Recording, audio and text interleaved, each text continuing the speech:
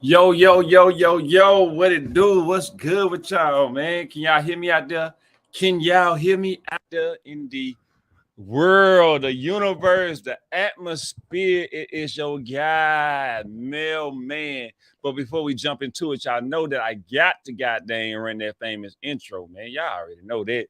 We got to run that famous intro before we jump off into anything. So I hope y'all having a great day. And let's check out that famous intro, baby. Get it.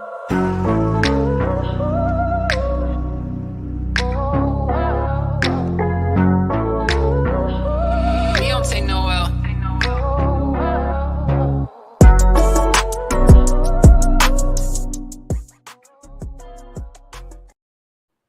Yo, yo, yo, yo, yo, yo, man. Welcome to tonight's show, man. Well, we're going to talk about a lot of topics. I'm going to pull these topics up from what I had come up through the week.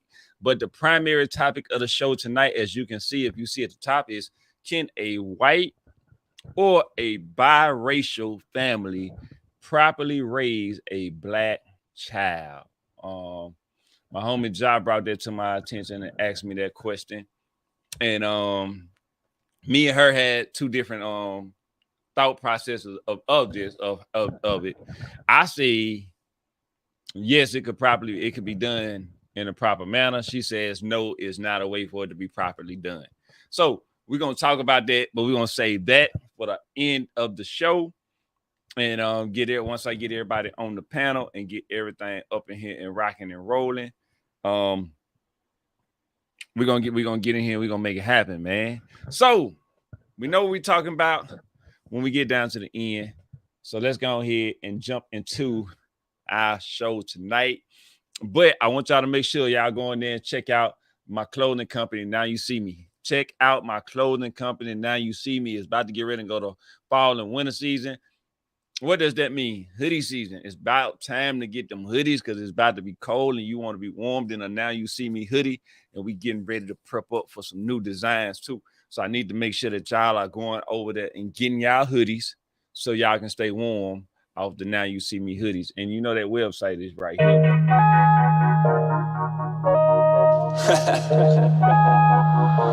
Hey, it's your vibe, baby. Yeah, that's what it is. It's your vibe, baby. Catch that out. Go on there, nowyousee.me.com. You already know where to go. Get your copy of hoodies at, man. It's all good. So, hey, let's go ahead and jump into it, man. Let's go ahead and get this show rocking and rolling tonight. Man, I'm gonna show y'all something that I seen on YouTube Shorts, man.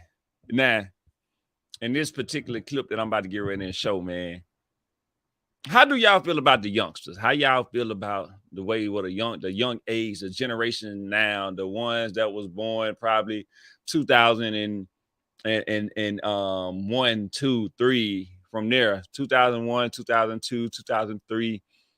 You know, how do you feel about them generations, man? Because I get it. We got a lot of older people to do stupid stuff too, but it's now I don't think it's as high as the younger generation. It's like the younger ones, man, they are on some more stuff, man. They on some more stuff. So let's check this clip out right quick, man, and y'all can tell me if y'all disagree with me, man, on it or not. Hold on.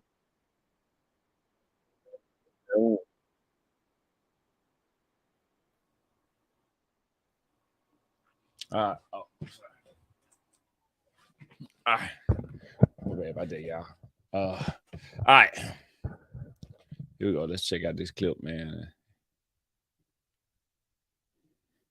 And I'm reacting to some of these clips I've already seen, some I didn't, some I got through to the week, and I was like, I'm gonna talk about this when I bring this up on the show.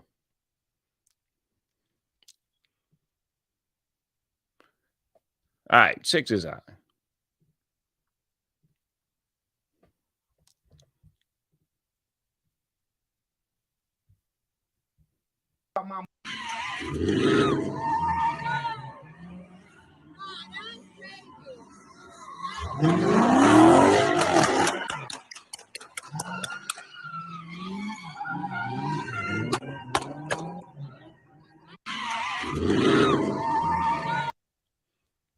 All right.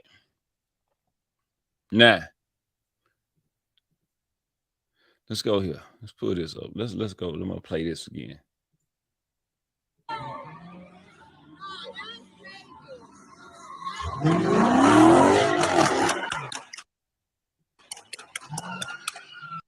All right.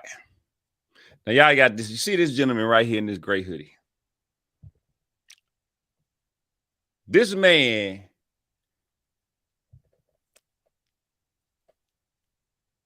off of it didn't look like the car hit the car, but let's just say he did. It was such a small fender bender. It wasn't nothing to even get upset about. Then if you look at the video, if you go back, he wasn't even out there because the car almost hit somebody else. And the person that the car almost hit was not this guy in the gray jumpsuit. So then the question would become, why in the world is this guy shooting at the car? Now that's reckless. This son of a gun needs to be in jail forever. He needs to be in jail forever. Reason being, let's say he had that gun legally. That might be a legal gun, and he has his license to carry, and he's a law-abiding before this incident, he was a law-abiding citizen. But what this tells me when I watch this incident, this guy got anger issues. He's got anger issues, and he don't know how to deal with his anger issues. He shot all them rounds at that car with all them people that was out there amongst that crowd off of a small traffic infraction that could have easily called the police and said, okay, look, man, we got the guy that hit my car, hit and run. Let me go ahead and call the police and get my insurance to take care of it. They'll chase him down, and he'll have to reimburse the insurance and pay me back. And that whole situation would have been taken care of. But yet he chose to go and pull out a gun, aim that gun into a crowd of individuals where he could have easily had one of them bullets that could have took somebody's life. Somebody's life that wasn't driving that car. Somebody's life that didn't even know that person that was in that car. Somebody's life that goddamn could have just been driving on by. We just had a case like that back in I want to say it's 2023. I think it was back in 2021. I think it was 2021.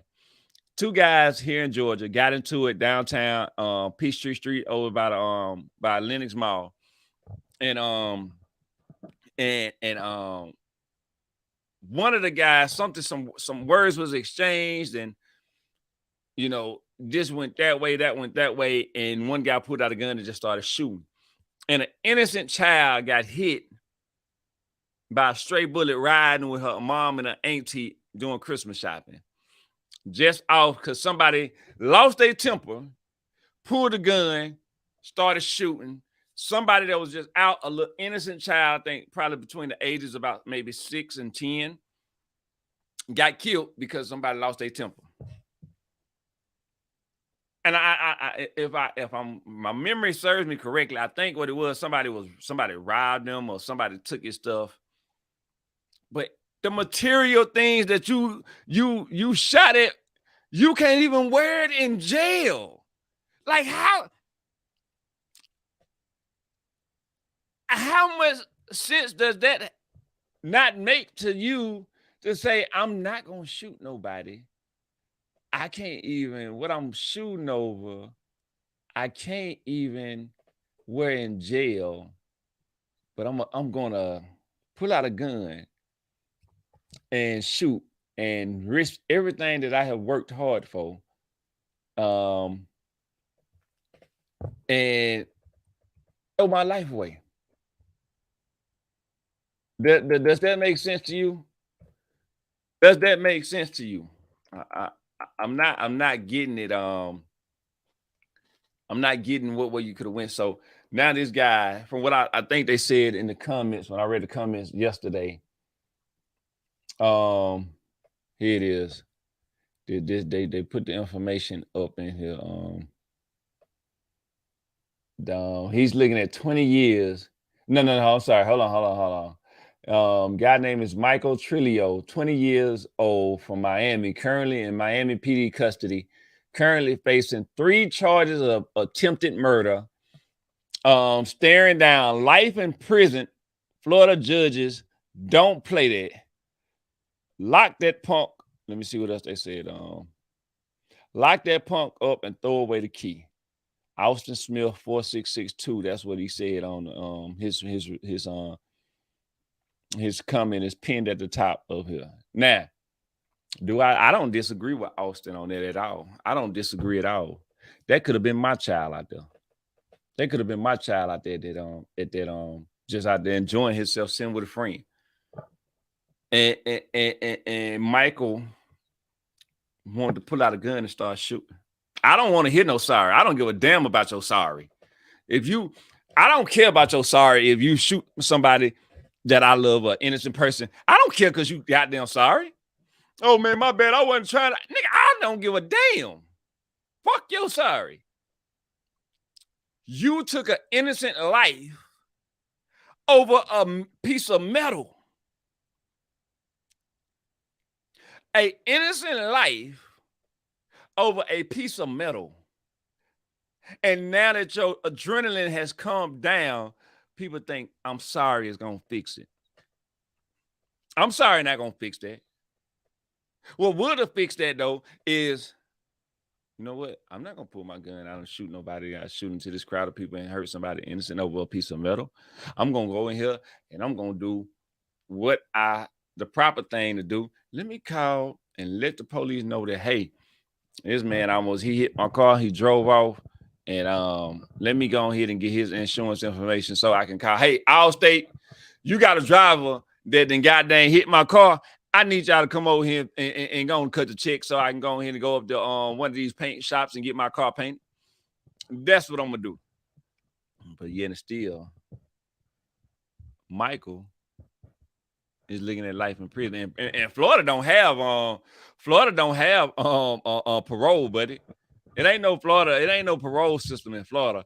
Whatever time you get, you get. So if you get 20 years, you doing 20 years. And if you do life, you doing life. But here's the key question I want to ask you, Michael. Here's the key question I would like to ask you. Out of all that, you pulled out your gun, you shot into that crowd, dow. You did all that. Where your car at now? How many times you done drove your car since the incident?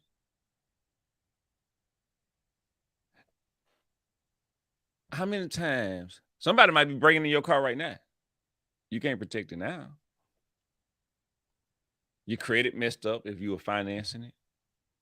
You got to spend all this money for a lawyer. You got to go do all these extra things that whatever ran through your mind. I get it. I was young. Sometimes I have to always remind myself, Mel, you used to be young too.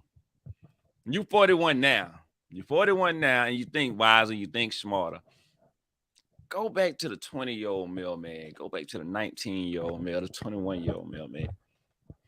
Yeah, I was a little wild, but some things I knew that I grew up from, and I was trying to hustle and get money. I was on the hustle to get the money tip. Let me get money. You know what I'm saying? I ain't trying to go out here and shoot into no crowd of innocent people. I ain't trying to go out here and I'm young, trying to get money, enjoy the ladies, and raise my child. I'm getting ready to be a father, because at 19 is when I found out I was about to have my first child. So, I'm ready to get to the bag. I got to make some money. I got to take care of this baby that's coming into the world. So that's what I was. I wasn't trying to kill nobody or do nothing. And he did that over a piece of metal, man. So, Michael, I got to give you we got to come up with a saying on here. I got to come up with a saying. The fool of the decade, the dummy of the century. I got to come up with my own saying. Let me write that down. Let me put that on my to-do list. Charlamagne got the donkey of the day. He got the donkey of the day. So let me find out what my saying is gonna be. Let me put my notes. I gotta do my notes for the day. What y'all tell me, help me, man. Help me what I gotta come up with these buffoonery that's popping up on these screens. So, Charlamagne got donkey. My to-do list. That's what my to-do list. Come up with my own slogan for stupidity. All right, that's what we're gonna do.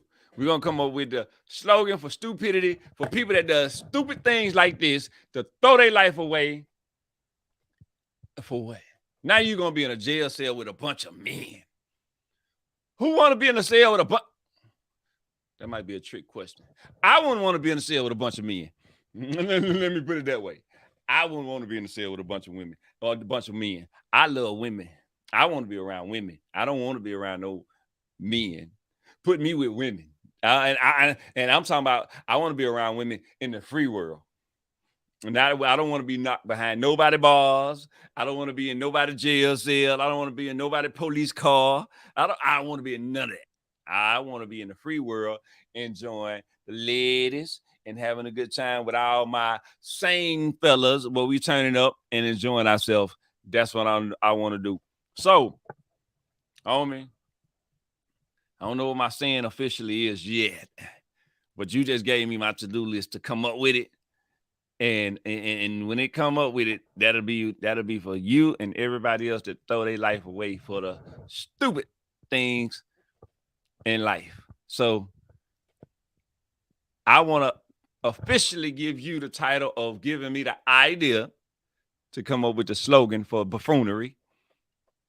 And congratulations, you won yourself a lot of time in jail that you could have avoided by just simply calling the police, reporting the accident, getting their car insurance information. And even if you didn't, you could have used your insurance for a hit and run. They would have found out to the people. Your insurance company would have went out to his insurance company. They would have got the money reimbursed back. Your car would have still been good. You would have been rolling over there to go see that bad little chick that you know, kissing on her, probably taking her to the movies tonight to go see that new movie that I'm ready to go see. Matter of fact, I might go see it after I finish the podcast with Denzel Washington, and telling her, baby, I know I got this scratch and this little dent on my car, but don't worry. His Allstate or State Farm insurance is going to cover it. Let's go see the new, what is it? What's the new movie, y'all, that's Denzel coming out with? Oh, man, what's the new Denzel Washington movie? It's part 3 of the whole little system. Equalizer. That's what it is. I'll be like, baby, let's go see that new Equalizer movie because his insurance gonna be paying for it. That's me. Y'all know I love TV and love movie freak, so that's what I would have been saying. But hey, that's me. Enjoy it. Let's move on to this next topic, man. And get into it.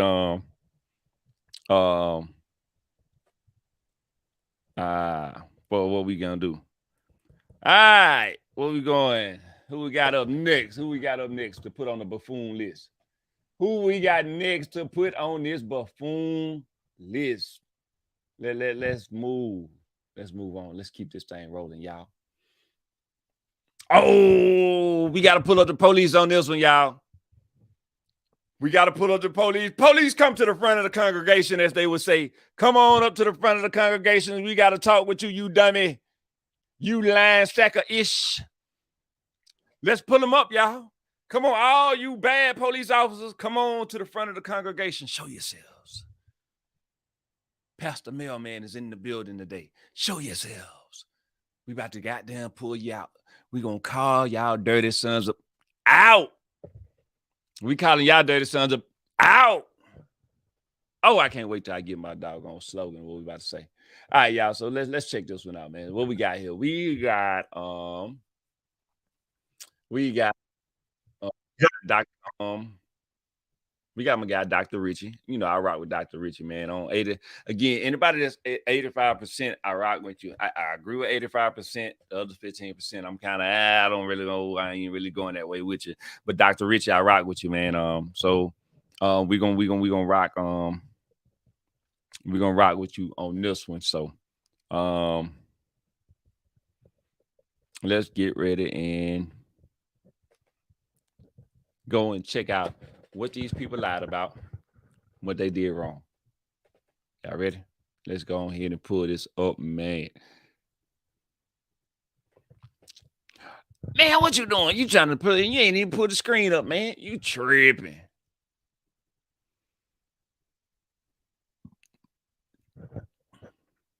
All right, so what we got here, y'all? Philly cop shoots man seconds after arriving on scene.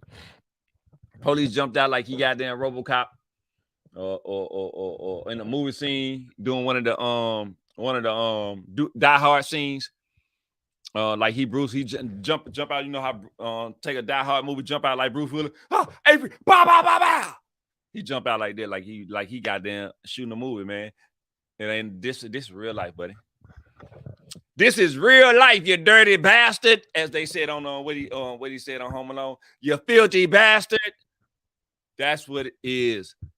This is real life. Oh, y'all, we got somebody getting ready to come into the room. We got She the Truth getting ready to come into the room, y'all. So we got the waiting on her. But while we waiting on her, y'all know we're gonna keep this show rolling because man, love to do what we do, man. Love to do what we do. All right, so let's jump in. We're gonna roll this clip, man. We're gonna share what's going, get ready to go in, and y'all tell me what y'all think about it. What's y'all thoughts on this crooked, dirty cop? And they go watch the narrative of it too, y'all. Let's get it. Guy in Philly shoots him. Okay.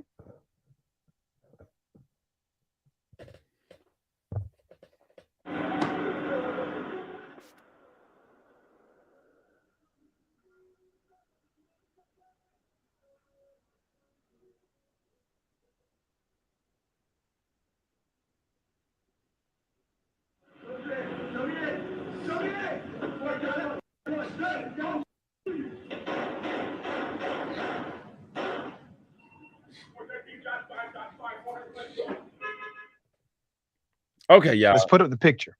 Let's go. All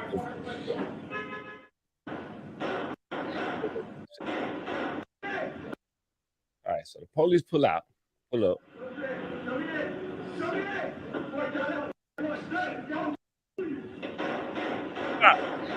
Niggas 5 to 8 seconds. Let's put up the picture. Philadelphia police officer Mark Dial, who fatally shot Eddie Jose Irizarry sitting in his car, will be fired. Fired 1 day after security video was released showing the officer opening fire seconds after police pulled up next to the man's vehicle. I'm going to give you the background to this insanity. The killing was unjust, 100% unjust. This officer should be arrested, not just fired, for multiple reasons. Officer Mark Dial, a 5-year veteran, was initially placed on restrictive duty after he just rolled up and killed somebody on August 14th. As somebody was named Eddie Jose Irizarry.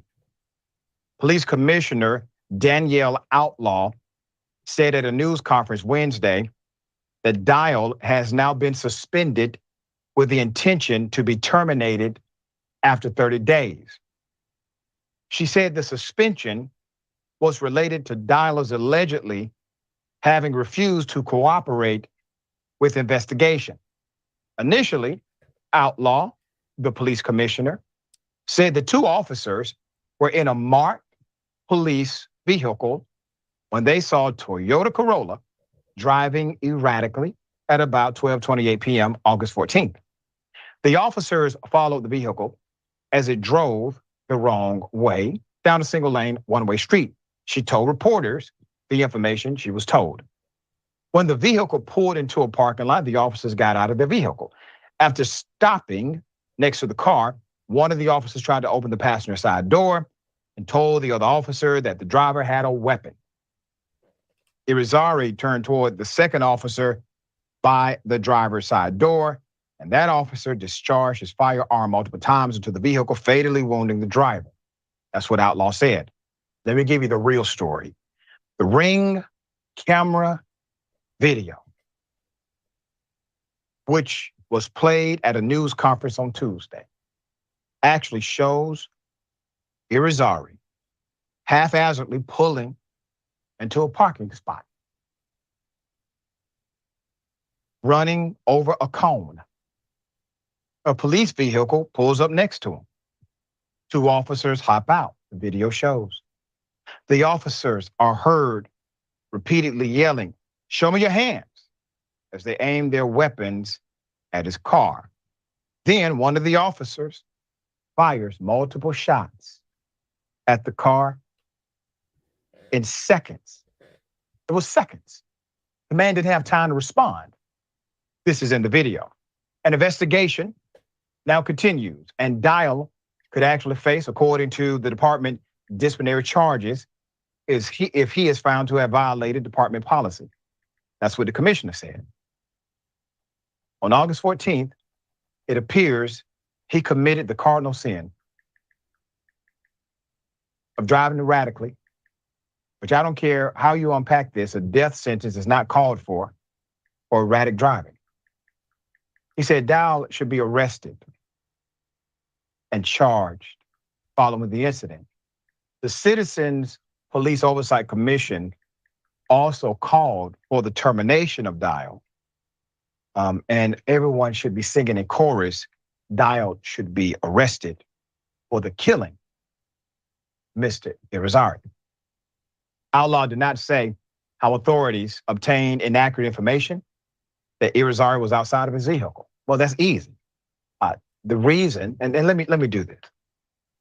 This is the part that makes individuals upset at the police. Where did you get the false narrative from? We're not going to comment on that. We will not submit that for the record. It's still under investigation. You got it from the lying-ass police. Now, if you say that at a press conference, that means the officer should be more than terminated with 30 days still on the taxpayer dime. That means the officer violated oath of office. Felony led to the murder of a man to cover up the murder of a man. Now you have evidence after the fact. Now you have another officer involved who has to be charged as well, failure to report as mandated. You see, they want to give you a narrative and then leave out the parts that are actually criminal against the officers involved, and there's a whole dead human being. Doesn't get bigger than that. Now, they'll lie about a dead body. They'll lie about anything. Outlaw did not say how authorities obtained inaccurate information that the man was outside of his vehicle. The police department did not immediately respond to a request for comment Wednesday. Johnson accused the police department of initially having told the public a patent lie. He said, when you look at this video, I want you to ask yourself, look at it critically and ask yourself how. Based on what you will see, could the narrative have ever been, this was a police chase, end quote. No chase took place. It looked as if somebody had their mind made up when they pulled up to the scene. All right, y'all. All right, so let's talk about this. So y'all see the video. See the video. And just watching the video, you see the guy rush into the parking spot and, you know what I'm saying, whip in real fast, you know, the park. Now, it was a couple of seconds right after he whipped in the park. The officers came coming up the street. Oh. And officers come up the street, and the officers are, I guess, whatever if he was doing. And from that point, when he went down the wrong street, They're looking for him. So okay, that's what they're doing right job because if he's driving down the wrong way of the road, then yes, you got to put them over because they can cause an accident. So we're gonna follow that lead. We're gonna follow these trails of breadcrumb. Um, um.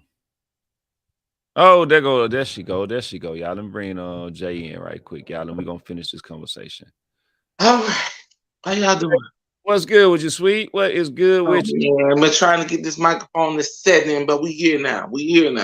Hey, yeah. We good. We are all good, man. So I'm waiting on Ja to get. We gonna start the main two topics when Ja get on and when we bring Link on, and we're gonna jump into it and get there and get into these two major topics that we're gonna talk about tonight. So right now we running through these videos. Did you see about the Philly cops that lied On Eric, yeah. The shooting about the boy in the car? Yeah, exactly. The wrong way and all that. Start. It's always an intention. Here, I got to come up with my slogan to figure out what am I going to give these people the buffoonery of the day. Like Charlamagne got donkey of the day. So I got to come up with my own little slogan to start giving all these dumbass cops and dumbass criminals their own little slogans. I gotta create something directly for them. The goofy of the day. yeah, something the goofy. So we got to come up with something on the goof troop. Right.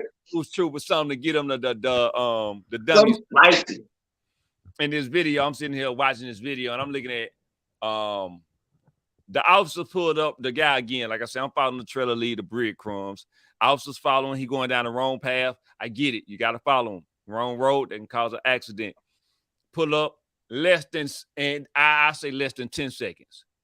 From 10 seconds, I'm gonna say between 5 to 10 seconds. By the time the officer gets out of his car, this boy ends up dead. Exactly. So my thing is, and this is why, like Dr. Richie said, the public don't trust the police. I don't have nothing against the police. I got police officers that's in my family. So I do too. My brother's officer. I have nothing against the police in whole because the police do come in handy. But I do have a problem with police that don't. One, you can be a good cop, but if you don't speak up, you just as bad as bad. You're right along with the rest of them. That rabbit hole runs deep. It runs really deep. You know, when it comes down to officers like that, you know what I'm saying? You want to look at everything, but it's happening so much and so often. And it's happening to good, innocent people, unarmed people, people who are just in the wrong place at the wrong time, you know? Exactly. And we had this topic with someone else, you know, and his stake was officers. I see, you know, officers, the actual police officers stem from a long line of slavery before they actually became police officers. They were like hunters of us when they look for us, our ancestors and stuff like that. So that rabbit hole runs really deep when it comes to those officers and justice. Deep and dirty, and it seems It seems to them that it's hard to clean it up. Exactly. Outside looking in, it shouldn't be hard to clean up until it's one of theirs. Yeah, until it's one of theirs. Oh, they own it. Until one of theirs. Like it ain't no problem. So I don't get why is it so good. It's so easy to do your job when it's one of theirs, but to not do your job when when it's somebody else's. Right. And here's the issue with that. As he said, they gave one. The first story they said that the boy was out the car, and that's what they wrote up in the report. So writing a false police report is a crime, right? Exactly. It is. Writing a false police report, and what I don't like about police officers is like they have the end all be all. Meaning, if they say something and I come back what they saying, they can't lie. That what the officer said is the truth. How is that?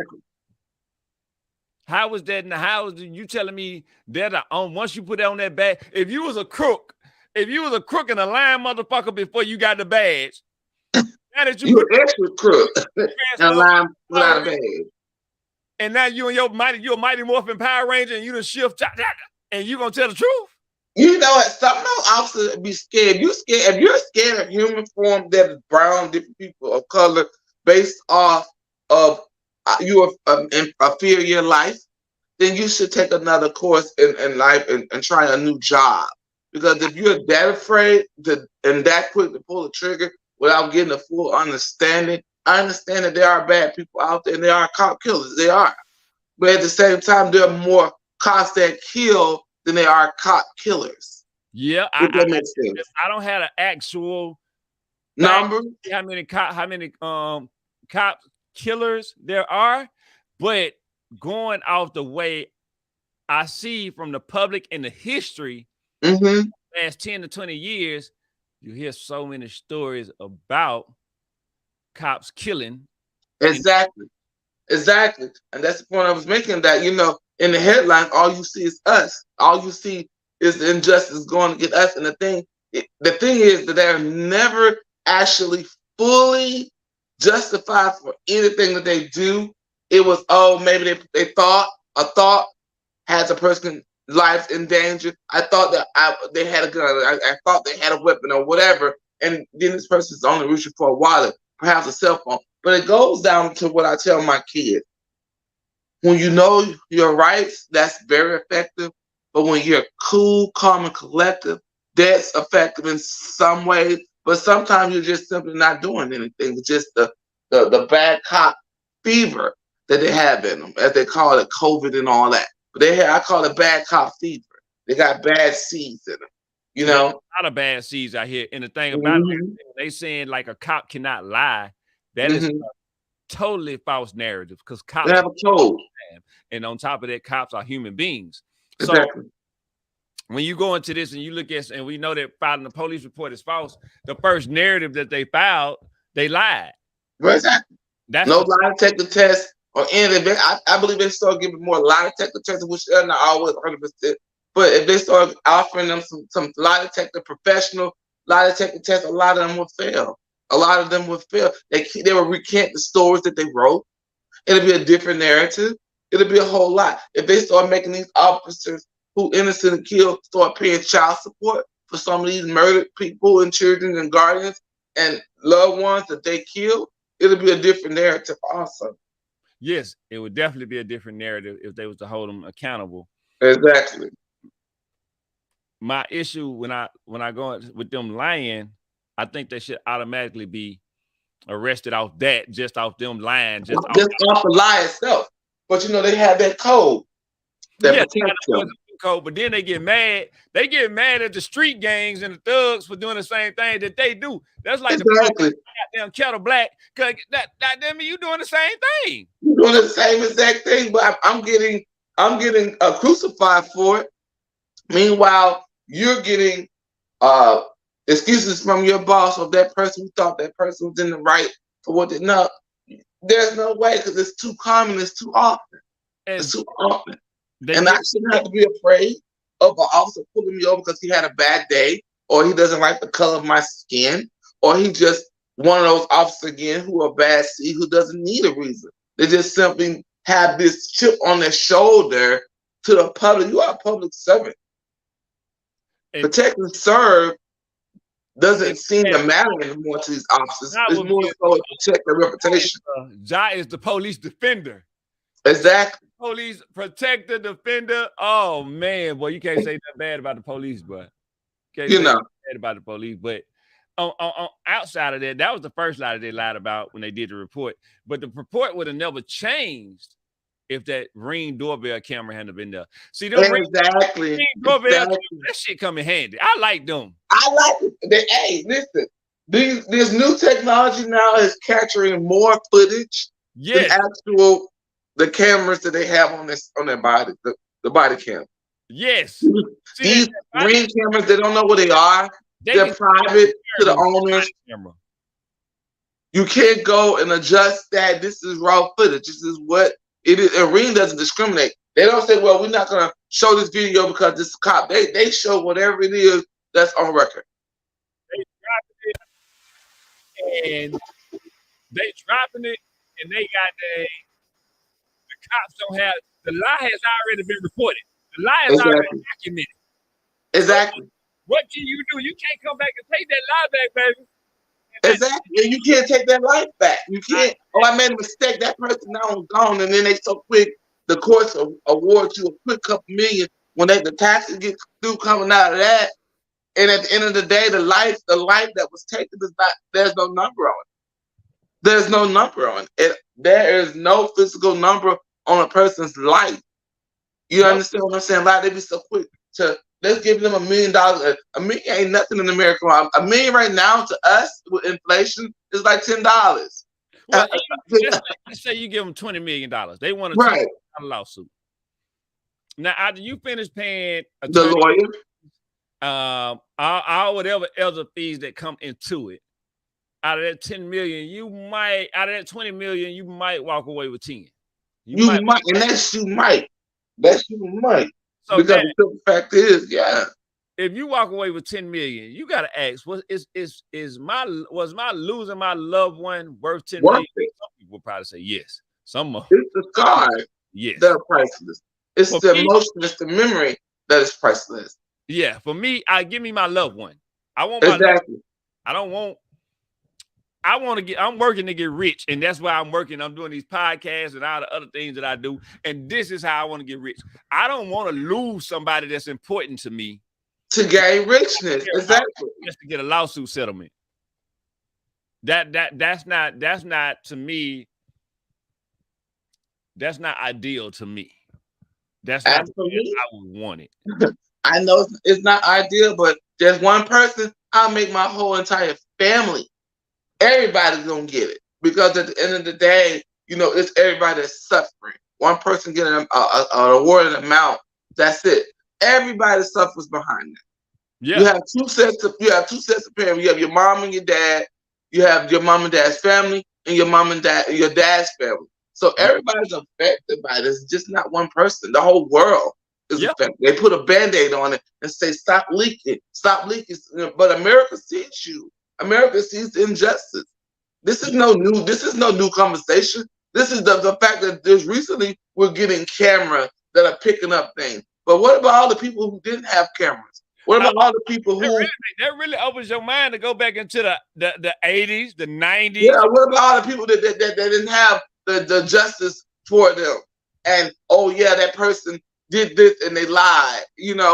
I'm sure they go back and go back to some of those files and really, really just go through those files. They'll see there's much more damage with them not knowing the full aspects of what's happening without a camera than it is anything. Because back then, like you said, in the 80s, they didn't have this type of camera system. They didn't even have street cameras when you had crashes on the highway now.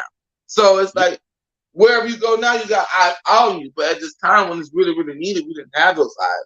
So for all the shout out and the prayers to all the families who lost their loved ones that didn't have justice. They didn't have a Ring camera or anybody to be on their side. They didn't have somebody recording, from a distance, So we lost a lot of innocent people. Exactly. We got to figure out how to make up for them and continue. For one, we got to change our own personal ways and stop doing exactly. Calm down. I tell my son this right here. Pulls you over. I know, even though you want to be right there, the judge and jury right there, you have your day in court to explain. Do not agitate what has already happened. Take whatever it is, God be with, say your prayers. That's all I always say. You also pull you over, say your prayers. You don't know what you're getting and who you're getting that day. But it doesn't help to add to it. Yeah, in the moment, your emotions are running. You have a fight and flight. That's in every human being that's on this earth. But at the same time, do not add to the situation. Stay calm. Don't make no sudden movements. Don't get out the car. Follow everything. And even when you do that, you still get executed. Because that's what I call it. That's what I call it. It's not, I made a mistake and pulled my taser in place of my gun. You were fully trained. There's no excuse. That's very true. I agree. So what I want to say before we move on to this next topic, really, officers, y'all that killed that man, I don't care if y'all say he was driving down the wrong street. Yes, he was wrong for that. I give you that. I'm not going to take his wrong. And he should have been driving the right way. I don't know if he got there and had drugs or whatever. I don't know none of this. Exactly. Give y'all the right to go in, jump out your car in between 5 to 10 seconds and say, hey, he's guilty, kill him. That don't give the same thing with my nephew. The same thing with my nephew. We're gonna move forward. My nephew from I'm gonna just say Cobb County, Douglasville. Okay, he shot my nephew 23 times and he 23 survived. 23 times. He survived. God. They removed 23 bullets from my nephew's body. He's still alive. And they still locked him up with all of this going on. God. With all of this going on, they still locked him up. You understand what I'm saying? And if you look at the news clip of my sister's car, and the thing was, they crossed over into one county, and the other county crossed in the other county. One person started shooting, and everybody started shooting. Even the passenger was shot. Those with them. On a leg, he had a gun. There was no gun found. There still hasn't been a gun found. But we got trying to bend crump on this. So God bless my nephew. He made it. 23 shots and he made it. He made it. So shout out to Rico Tuggle. Ricardo Tuggle. We love you, baby. Shout out to Rico Tuck on that, man. Hey, Philly police, y'all the goof troops. Y'all have joined the goof troop community. Welcome to the goof troop community, goddamn. Philly cops, you don't lead a goof troop community. So welcome to the goof troop community from Mailman. That's right. Move on to this next subject. So now, let's go. Huh? Let's go. Let's jump into now. Here. Do you watch? Have you ever heard of a gentleman named Anton Daniels? No, enlighten me. All right. So Anton Daniels is a YouTuber. He has a podcast called The Millionaire Morning Show. And he has another show called The Bag Chasers. So on The Bag Chasers, hold on, I gotta make my notes. 40, 6, 11. All right, so on The Bag Chasers, he has a community where people go on his platform called the Patreon page, and he talks about a lot of business. I like the guy. The guy he reminds me of a version of me. He's just bigger and has made it before I did, but he says a lot of great information. A lot of good information he does shares. And so he's again with Dr. Richie, a guy that I agree with 85% of the time. The other 15%, I might in and out. It depends. But 85% I agree. Well, the clip that we about to get ready and watch now is called I'm sorry. Why would I let another man bust down my woman in my house? In my house? Women suggest. I'm intrigued to get the topic going on this one because that's crazy. That's crazy. You gotta have love. You gotta have a lot of love for the one you love, and then you gotta have no love for the one you love to even allow that. So for those who allow that, you don't have a lot of love, and for those who don't allow that, you have a lot of love. You saying for the women that allow a man to bust her down in another man's house? Yeah, because where's your integrity? Where's your morals and values? Where's it? I understand we're all grown and we make our own decisions. I'm not judging. I'm simply placing my opinion. But there is no way my husband's about to let no man, boyfriend, friend, or nobody bust me down for the sake of topic, a conversation, or even a chat. Because at that point, he's saying it. Let's say, okay. Well, first, before I check, I'm gonna run the clip and I'm gonna let him explain it the best. Right, let's go. Take us the time. Let's bring this in, and that way we can get the clarity of what old Anton was talking about.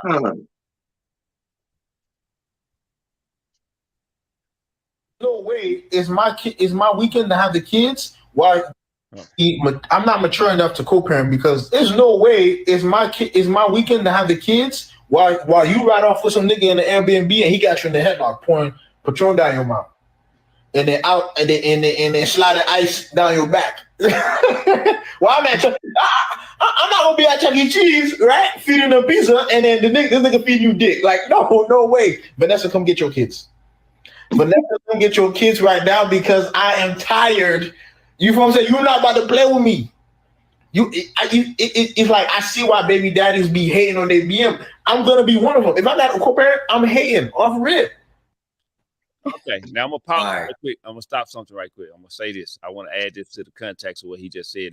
Oh my bad, or what he said in that clip. He said if it's his turn to get the kids, and his baby mama goes with another guy, and the guy take her to an Airbnb, and this guy is busting her down. Mm-hmm. He's calling, and he over at the Chuck E. Cheese with his kid, feeding his kid pizza. He hating. He hating on the situation because goddamn, she over here getting bust down while he out with the kids. He can't be a mature parent. Here's my issue with that. He a kid. I don't give a fuck what nobody say. And we're going to get into more context of this video as we watch more. But I just want to address that one little part. I don't care. It ain't no simp nothing. It ain't this. That's some kid shit. Exactly. If I'm no longer with my kid's mom, and if it's my weekend to be with my child, I'm only focusing on being with my child. I don't care what they mom. Exactly. That ain't got nothing to do with me. Me and her are no longer together. She didn't disrespect me and bring my child around a man. Exactly. Safely with me. He took her back. He took his own money and rented an Airbnb and goddamn took her, and they did what the fuck they wanted to do. So they grown. They grown. So how in the hell can you goddamn be bothered and your child is not affected? She ain't in your car. She in this man's car. She ain't in the house that you and her own or rent, or you pay the bill. He rented his own house to take that has nothing to do with you. And you goddamn mad. You still in your feelings? You mad? You still love that woman. In that case, it'd be a lot of that. Well, excuse me to the men, but I'm speaking to Pacifics, the ones who can't get over the fact that your baby mama done moved on. That can't get over the fact that Joe done got your gal and gone. They're just, just simple realness. You can't get mad at the fact of what your child's mother. That's one thing. Baby mamas and BMs, that's a title, just like everything else. But here's the thing about it. I don't care if it used to be my wife and we didn't got exactly. It's not my time. I'm not there. It's not my business. It's not my issue. Now, what is my issue is when your face get plastered. Have class about yourself, that mama. When you get plastered across the internet and that is attached to your children. Yes, you have the right. I agree. Yes. Have morals and respect to not put your business out to the world. But at this point, it's not her, it's him. It's bad. Since we got title, it's bad baby daddy. You understand at this point? Bad baby daddy. You understand what I'm saying? Syndrome. Meaning you're mad because she moved on. He put out because he went and said something to the internet world. And don't let them reels be bigger. And don't let that sound system be louder. Oh, and that dollar be longer. He mad because at the end of the day, you at home babysitting and she getting her back stroked at. But he and you're mad. And that's crazy when I hear dudes say they babysitting their own child. Now you babysitting, you're doing what you're supposed to do. You're really supposed to be in the house taking care of that child. But because it didn't work out, and now you're co-parenting outside the house, you just gotta go with the laws of the land, bro. You lost, bro. And that's it. Sometimes your chest is caved in. That's what it is. Your chest, it's called a chest cave-in syndrome because she took the ass, them lungs, baby. And at the end of the day, that should be your business as long as she come back respectfully on the time that y'all agreed on. Yep. But what you do out of your sight is not your business. It is not your right to air out her dirty laundry regardless of what it is, because at the end of the day, you got to keep your children's thoughts, feelings, and emotion intact and at all times, because you're in your emotion does not allow you to have the right to try to put her out there on blast because you ain't there. You, as you said, you at home babysitting. That it's a job or a title or something that you gotta do. That's common. You're at home with your child, making sure they're good. Oh, I'm not babysitting. I'm at home with my child. Let me tell y'all something, fellas.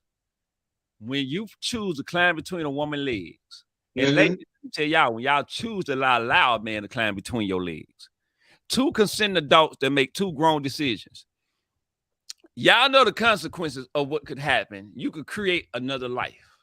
Exactly. So if you create another life and bring another life into this world, it ain't babysitting when you get your own goddamn responsibility. Exactly. That's the choice you made when you climb between that woman's legs. And That's what nannies do. You allow him to climb between your legs. So ain't nobody, you not getting no kudos, and ain't nobody giving you no cookies and milk. But you know what you're supposed to do. That's your job. That's your duty. Exactly. That didn't work out between you and that woman or you and that man. It does not give you the freedom to dictate what they do in their life. Exactly. And that's one of the reasons why the freedom to dictate is what goes on with y'all child. And as long as the rules are followed with y'all child, whatever goes on with each individual person, when the child is not with that other person, ain't got shit to do with you. It's cool when he do it, but it's a problem when she do it. Hey, duck him. And that's what it is. I'm sure he's not calling. And I'm sure when his lady friend or whomever he has, or however, I'm sure you're not making any type of motion behind when you out there beating out somebody, you paying for hotels, and you sending $40 cash apps and all that. I'm sure you're not telling baby moms. So stop it. To his own Airbnb, he ain't use your money. Yeah, and the thing is, he didn't take her to a hotel where you take the hoes to. He took her to an Airbnb, so she can feel free. You understand me? Do with you. Why is you worried about it? So let's go on. Let's jump. I just want to add that in. Let's jump into watching this. I'll go first. Clearly, he's talking to one person in particular. That's all that is. He's talking from personal experience. That's all that is. That's really why he's saying that. He's talking about his own experience. Like, I can't relate because I'm not a baby daddy, but I just feel like he was talking to one person in particular. I'm the resident baby daddy. If you guys want to ask me any questions, what do you think about the video, Quinn? I don't think I'm hard to deal with. I think no. I'm okay, not just for you, but what you see out there regarding baby daddies. Well, I don't even want to say what I see out there. Really, shit. We say it regarding baby mamas. Why don't you want to say it regarding baby daddies? Man, it's like across the board because I got like people that be absent baby daddies. Man, I ain't gonna lie. I was hope that nigga ain't watching. I was eating dinner with one of my friends, and some fucking girl just came up to the dinner table and was like, "La, you ain't seen your kid." And I was like, "Who's this bitch?" So, man, I don't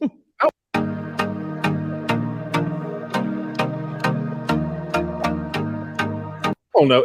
It's hard. Everything is situational, but I'm a baby daddy to my older kid. Once my kid got a cell phone, I no longer communicated with her. But my younger child, we okay. Unless I bring up a girl, then she flip the fuck out. So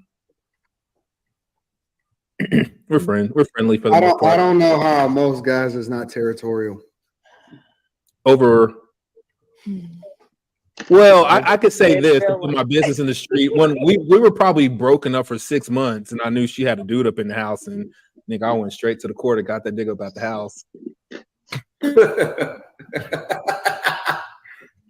Said, not today, nigga. I said, hell no. I don't know how guys is not territorial. That's wild to me. And it don't even got nothing to do with. I just can't. I'm not. It's hard with having my little girl, man. Like that's my baby, man. I don't know.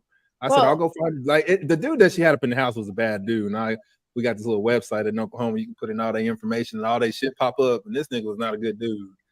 So we had to get him up out the house. I said I can find you a doctor. I can find you a doctor or something, but this nigga ain't mad at him about that, bro. I don't know how y'all not territorial. Like that's just always mine. It's just always gonna be mine, no matter what. Well, you're different. That's your wife, right? Some of these guys that are getting chicks pregnant, they're not really in relationships or carrying that same level. I don't know how you get pregnant that you don't. I mean, because listen, getting a chick pregnant is 10 times more attached and territorial than getting married to a woman. It's way more. You married to that woman no matter what you do because you tied to her through the child for the rest of y'all existence. You're always going to be, listen, I can deal with, let's just say, for example, you get married to a chick and then you get divorced from her, but you don't have any children from her. I could walk away from that tomorrow and wouldn't even trip about it. But if you get a chick pregnant and you never got married to her, you could be paying child support for the rest of your, for the next 18, 19 years, and you still gonna be tied to her through the kids. So essentially you basically married her because now you have to deal with her in some capacity unless you just don't want anything to do with the kid whatsoever. And so I never understood that, right? I never understood the logic behind people are so easily able to get a chick pregnant and then they wouldn't marry him versus marrying him and not getting them pregnant, and because you can still walk away from that without any repercussions. I can get an ironclad prenuptial agreement and don't have any kind of alimony. It just happened to, what's my man's name? Kevin Costner, right? Kevin Costner had an ironclad prenuptial agreement in which he went around and he did it the right way, in which she got exactly what it is that she was supposed to get through the prenuptial agreement, but she was able to renegotiate with him because she had him over a barrel based off of the fact that he had kids with her, right? She leveraged the child support court in order to control the narrative and then be able to renegotiate versus the alimony, which was ironclad. So I don't understand how dudes then allow themselves to be so easily able to get these women pregnant and not still be territorial over them. I'm more territorial over you in that instance than if I was to just be married to you for some benefits. That don't make any sense to me. So you would be territorial over the child of your mother? I'm territorial over the woman that spends an exorbitant amount of time in my bedroom. You're mine. I don't agree with it. You mine. Like if I'm tied to you, if at some point I gave you my last name, because I would never have a child by a woman that I'm not married to. So let's add the context, right? So if I gave you my last name, you mine forever. You sound like a restraining order. A restraining order. That's what's gonna happen. Or you can restrain yourself from doing a thing that's not in your best interest. Now I want to say this. I want to add this into this right quick. What he say, if he gives a woman his last name, again, Anton, my guy, I like Anton since I found out about him. He say some real dope stuff. But what he's saying that you're mine for life. And I get what he's like. He says you got to add context and being able to restrain yourself. But just listening to the way that he said, talking about you mine for life. If you want to be with me for life, dope, cool. But I don't own no woman for life just because you got my last name. Exactly. You own no one because you didn't birth them. First off, you didn't birth them. We got to remember slavery got washed away back in 1865.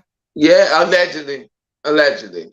Because you're right. The way that things on paper, yeah. On paper, it got about us. Logically, no, we're still changing. So you can't say you're mine forever. Yes, vows say to death do us part, but we all know in 2023 people don't live to vows do us part. So what he's saying, I get where you're trying to go with it, saying you're mine, but you're trying to say that's like property, like he owns property at this point. It goes beyond the scope of you having a child with someone. You chose to give them your last name. You don't own them. Right. So I don't. You're mine. The way he says it, it's like scary. You're mine. So if I don't want to be yours anymore and that choice is mine, even if you think that I'm yours, and if I don't want to be yours anymore, I should be able to be free to walk away from that without any problem. Like that's the problem. People tend to think that because you do a particular thing with someone and the result possibly may be a child, it doesn't give you the rights to even feel that you own anybody because you're in the bedroom. The essential amount of time spent in your bedroom. I can be in your bedroom cleaning up every day. Doesn't mean that I'm yours. You understand what I'm saying? So it's like, for me, the narrative he's giving is like, it's like on some boy type drama, like some young boy thoughts, because when I'm done with you, I don't care if you hit the lottery. My mother said this all the time. Shout out to my mom, rest in peace. If I'm done with you, I don't care if you hit the lottery the next day. I'm done. I agree. Children involved, we don't have to be done. We just have to now figure out how to do what's best for the children, and we have to then learn how to co-parent. but you can't make me yours based on the fact that we got kids. In that case, I have children. I don't belong to my child's baby father because we have a child together. I agree. Now, as we go through the watch, this is what he's gonna say. Watch the rest of his, I guess, reasoning behind why he say that. We're gonna talk about that. So y'all break up and she's just supposed to be single for the rest of her life? No. See, you're missing it. See, and this is where the context is, right? What I said is if I allow it. So, for example, one of the things that I said like I say it all the time, I say that my chick is always going to be taken care of, right? I said that my chick is always going to be taken care of. I said it a bunch of times. Here's the caveat to it. If you think for 1 second that I'm ever going to be paying for a house for another nigga to fuck you in, you out of your motherfucking mind. That is my crib. As long as you stand under my covering, you're mine. Now, if you decide that you want to go out and do your own fucking thing, that's a completely different conversation. But I'm never gonna have a woman tell me what she gonna do in a place that I'm playing for. And see, this is where y'all are missing the context. When I say it's mine, anything that I'm covering, anything that I'm controlling, anything that I'm paying for, anything that you're up under, that I paying for, you never gonna do no shit that you're not supposed to do in a place that's mine. Well, that makes more sense. No, it doesn't. No, it doesn't. No, This is the caveat. Dare you to walk I'm through the door. never going to allow for somebody to do some shit. You're missing the point, Quentin. You wouldn't let a person come in your company and tell you what the fuck they gonna do. So what makes you think that I'm gonna let you go out and take it and do whatever the fuck you gonna do in a place that I'm paying for? He's saying that because there's a lot of men out there that have been in a relationship with women and say he's a successful man and say he's paying for the house, and then they split. He goes somewhere else and she's having her boyfriends come over while he's paying for the house. How would you pay for a crib? Pay for I the agree with him on that. I agree on that. You might think you know Snapchat, but do you really? Here's 3 things that you might not know about Snapchat ads. Did you know? Cool. Why would you pay for the car, the crib, the food, and the ability for her to be able to get to and fro? And you cool with another nigga fucking your chick in that environment? Wow, yeah. You cool with that? I agree with you. In that manner, I agree. You think that that's okay? I'm not paying for no bitch's shit that I broke up with or that broke up with. That's what I'm trying to understand. Is that if I'm going to cover you? Okay, I want to address something on this. He said, "Yeah, please, let's do." Here's what he said on this, and I'm gonna say I kind of get where you're going with it a little bit, but then I kind of agree with him at the same time.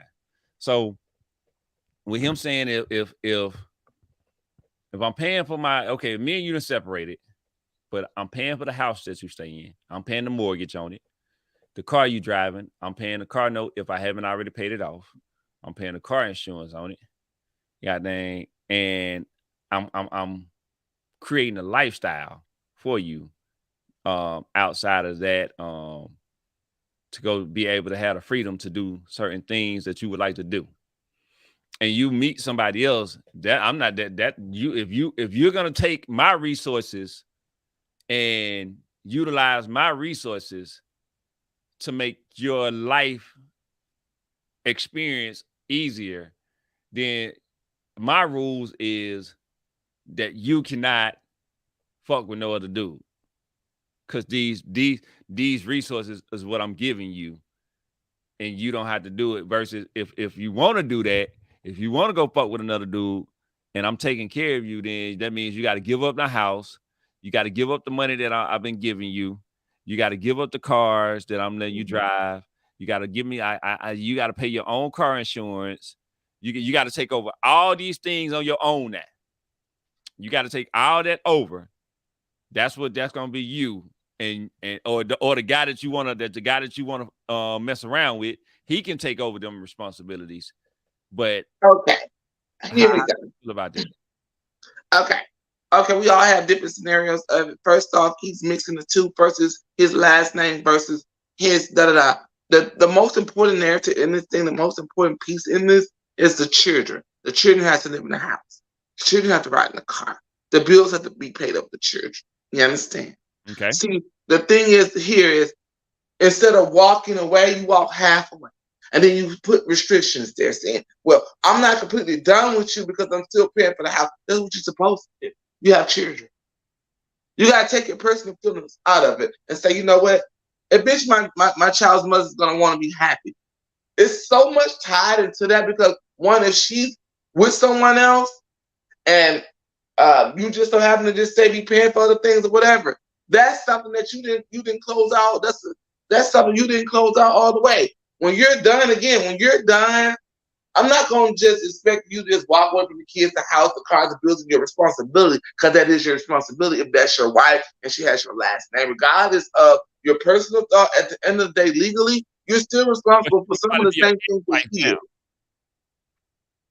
You understand? But after he said that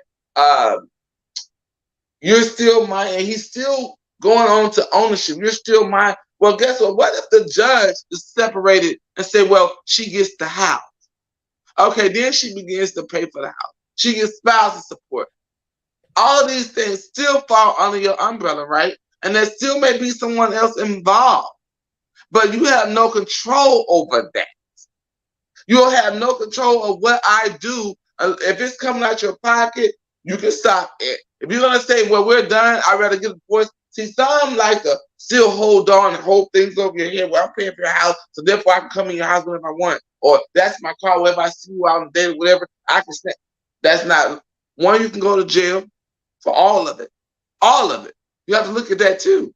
You can go to jail. If that's my house, you can go to your house. You can't just walk in that house. If you haven't been in that house for over 30 days, that's technically no longer your house. You're the provider of the bills of financial. You're responsible. But as far as privacy and safety, once you're gone, things change once you leave that home. Well, once my guy's gone, you can't just come back in here. Let's look at it this way. And Anton is a pretty smart guy. He's not going to just barge in there to take the house and say, get out because another guy. He's going to go through the legal procedures. Exactly. Paperwork. Exactly. There's a proper way to do it. So if you don't want to, if you, and I understand you got there's thing at the end of the day, you still have to look at if there's child involved, and if there's no child involved, you give a person the proper time. Say, hey, you got 60 days after that or whatever. That you're responsible for this, you're responsible for that. You can take them to court on that, but you can't just up and say, well, you can do this, and I'm on because I'm taking care of your bills and that. There's a proper way to do it. You have to go through the court system to get a lot of things legally. There's a lot of legal violations with that because you feel, like I said. Here's my question from a woman's point of view. Again, like I say, some things Anton is saying in there I agree with, and some things I don't. So exactly. Woman's point of view. Let's use you for an example. Okay, you and your husband separate. Mm-hmm. And now that you move, your husband, though, he's continually to pay the bills of the home that y'all stay in. He moves out and he go get his own place. But the place that y'all live, he continues to pay the mortgage on it. The car you drive, he continues to pay the note on it, pay the insurance on it, and still allows you if you want to go get some things to get done because the stress of the world, he gives you money to go do them things. Mm-hmm.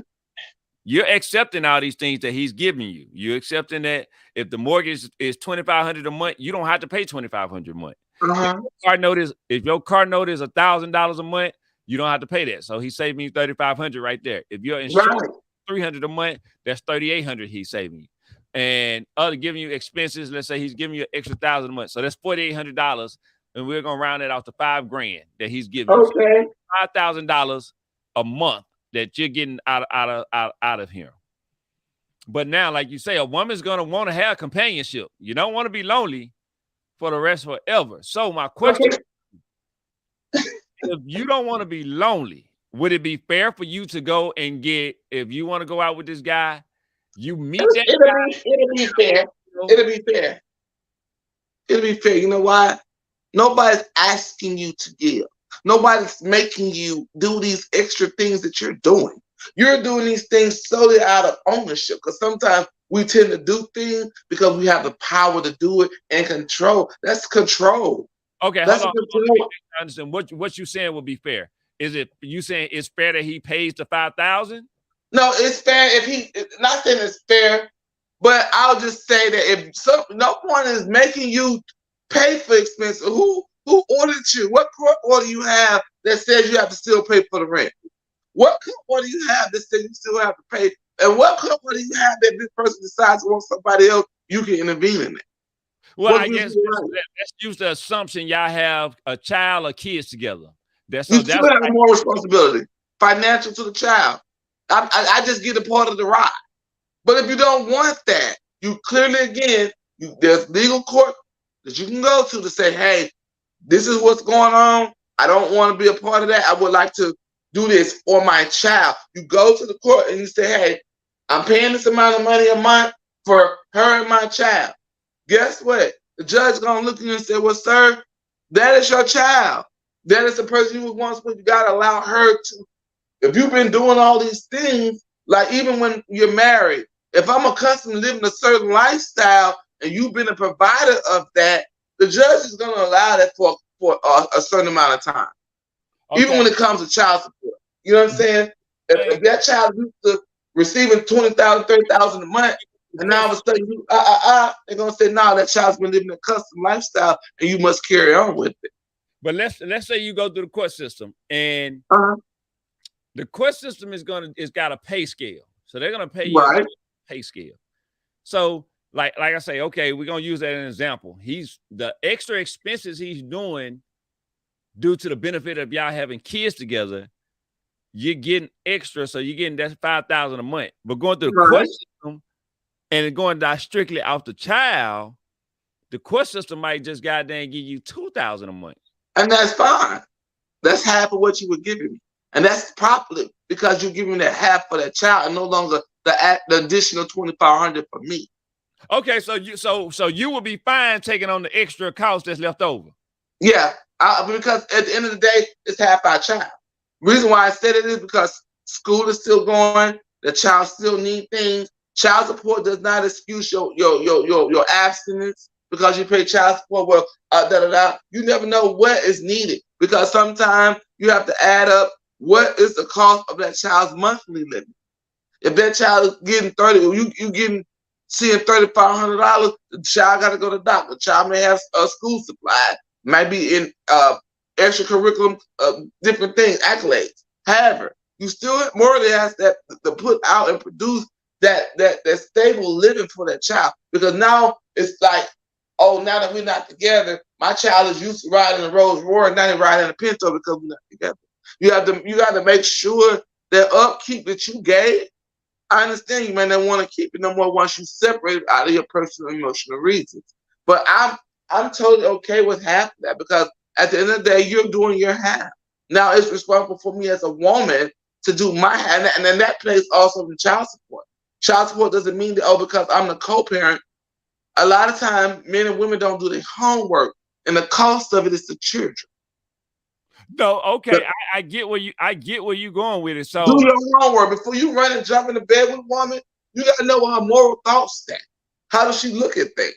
Have this conversation. Well, just so happen if we ever were to separate, how would you like for us to continue our relationship raising our child? You have to have. You can't just go jump in the bed with a woman or a man, and then when shit hits the fan, now you want to be all over the place. No. We have to do our homework. And a lot of times, I tell this to a lot of women, they hate when I say it. Do your homework. What type of mental? Does she have any type of mental issue? Does it run in her family?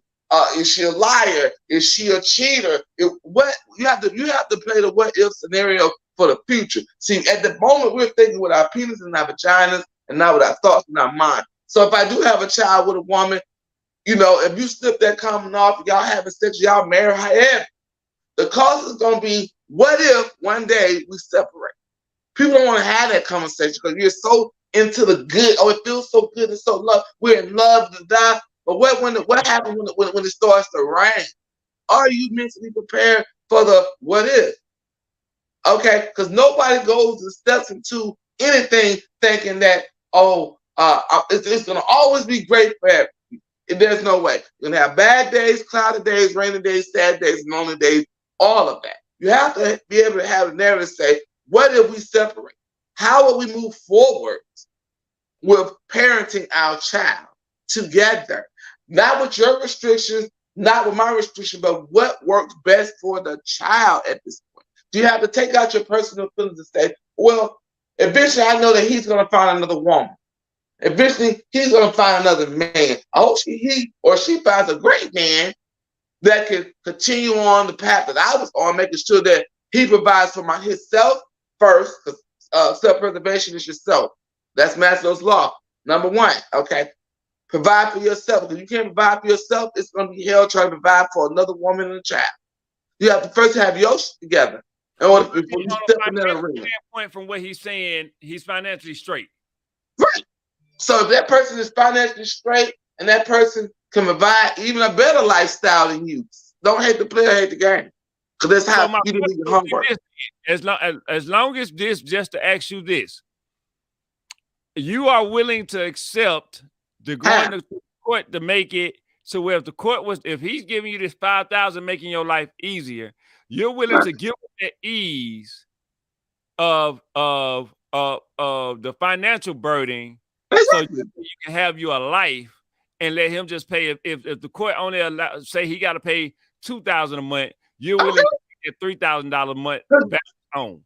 There are women who receive nothing, and there are women who also don't want child support because they don't want to have to deal with the aftermath of it. There's some women who make their own money and don't want to even deal with it at all. I'm done. I'm okay. You know why? Because me being a part of your life was an added on benefit. I reaped the benefit of you being my child's father and you giving $5,000, which nobody made you do. And however, at the end of the day, like I said, what is? I had to, as a woman, say, what if we break up? I've got accustomed to getting $5,000 a month. First, let me save some of this money so just in case something go bad, I can be able to, say, you know what, go ahead and go. I'm good. Let me, and that custom. Because you giving additional things and not just for the child. It's because you love her and you're providing. And now that money's been split, it is responsible for the woman to provide for the child also. Where is your part? It takes more than just a father to pay child support. The mama, okay. But here's the problem with that. Only thing about it, most women don't want to take on the financial burden. That's because they were not prepared for what is. They were never prepared. That just most women don't want that because I don't call those women. Those are little girls. That's a difference. Okay. Like with me, I never put my child father on child support. I didn't put those people in my business. One thing we had an agreement and we stuck to it. I didn't cross the boundary. I didn't pop up. I didn't do no crazy extra. I see you in public with your girl. I didn't do any of that. Thank you for giving me my child. I appreciate you. Thank you for the funds. Thank you, God, for you being blessed to be able to provide funds for our child. Because sometimes there's not always space. I'm humble. I'm thankful. Thank you that you're paying your proportion that the court deems necessary for the child. Thank you. How would I dare ever be upset about that or feel bad about that?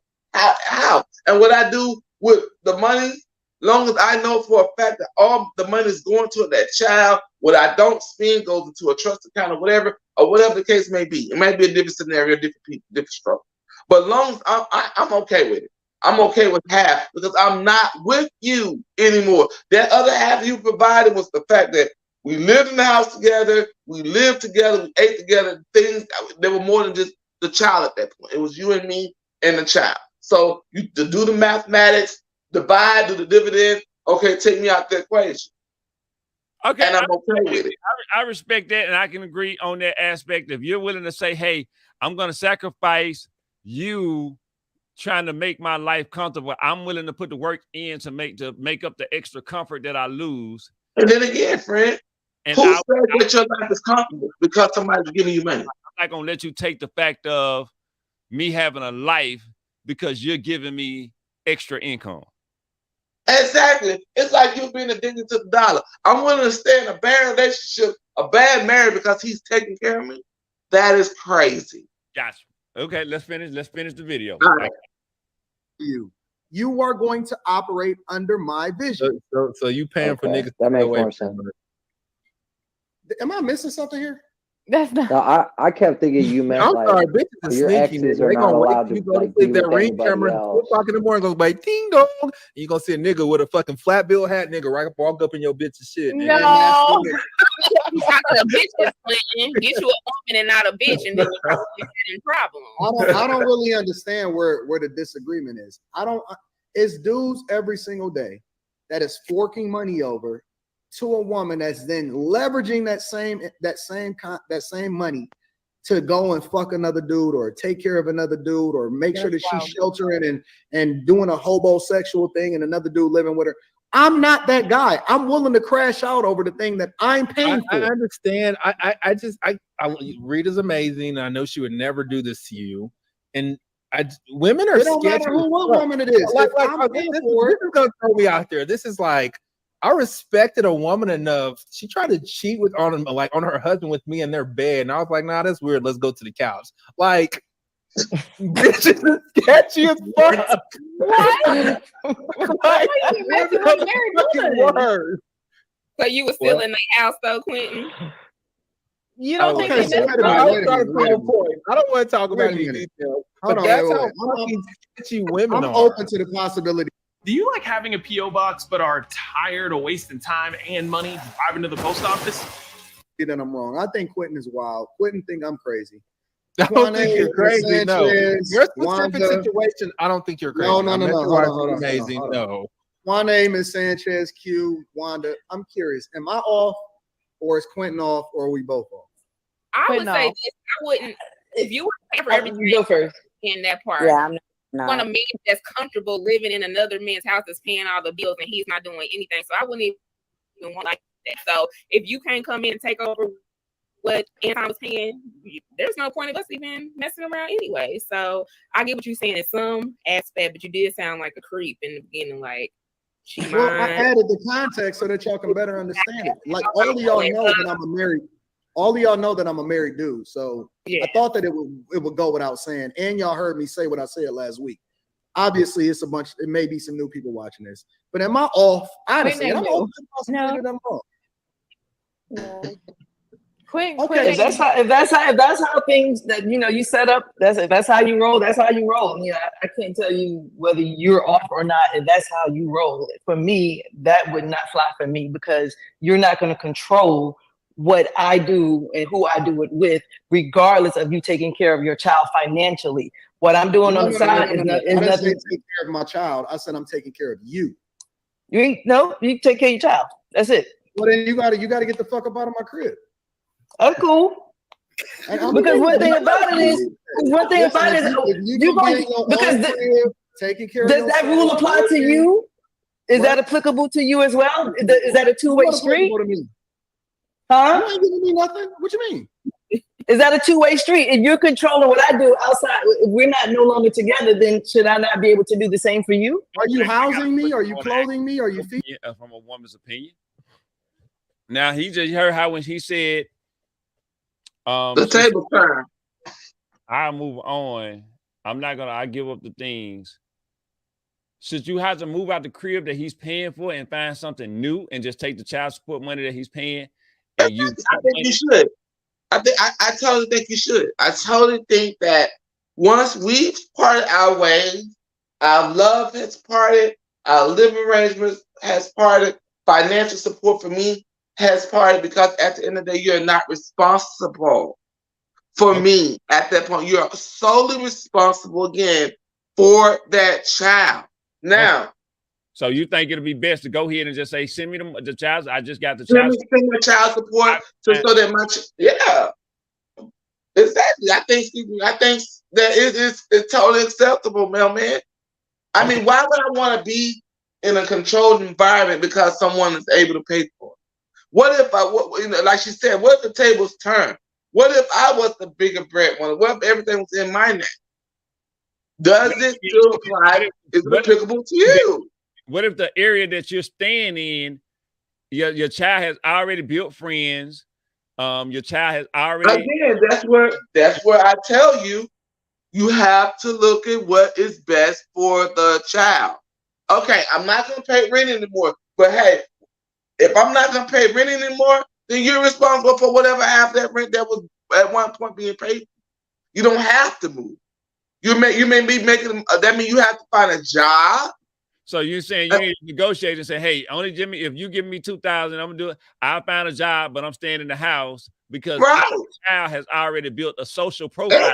Your child has been rooted. You're gonna uproot your child off a personal and emotional issue. No, that's so childish and so beyond 21. At this point, if my child goes to this school, he has friends, he has this and that, and the only reason my child has to move because you bruised in the chest because you got punched in it, nah, that's crazy. That go for women too. It doesn't just always go for men or women, but that's crazy. That's crazy on the whole. Now, the one thing about it, I make sure that they stay where they need to stay, and if I had to move, hey, I did what I had to do. Okay, but the thing is, long as you're sending that child support to my child and your child, and when that child is happy, healthy, first off, your children should never have to see your drama that you go through because you're not adulting. Okay, they shouldn't have to feel anything because if you're there solely for the child all this child would know is that daddy or mommy don't live in no more. I'm still able to see daddy and mommy anytime I get ready. You understand what I'm saying? But then you have to fall on the morals. I think that's what Anton.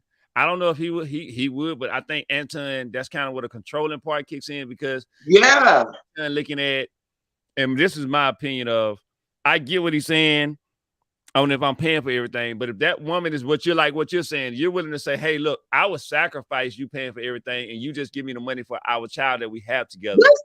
And even if the house is in your name, I'll pay you. If the woman is saying, I'm gonna pay you rent. I'm gonna pay you rent. I'm gonna pay whatever bills it is. I'll pay you whatever I gotta pay the remaining of this. I'll give that rent. I'm not gonna just bail out and leave you stuck with a lease or whatever. I'm respectably gonna be an adult and say, hey, Rod, this is what we're gonna do. We have 6 months left on this house and you're leaving, right? I'm gonna pay you every month, whatever remaining balance that I'm supposed, whatever the rent is, I'm gonna pay you that.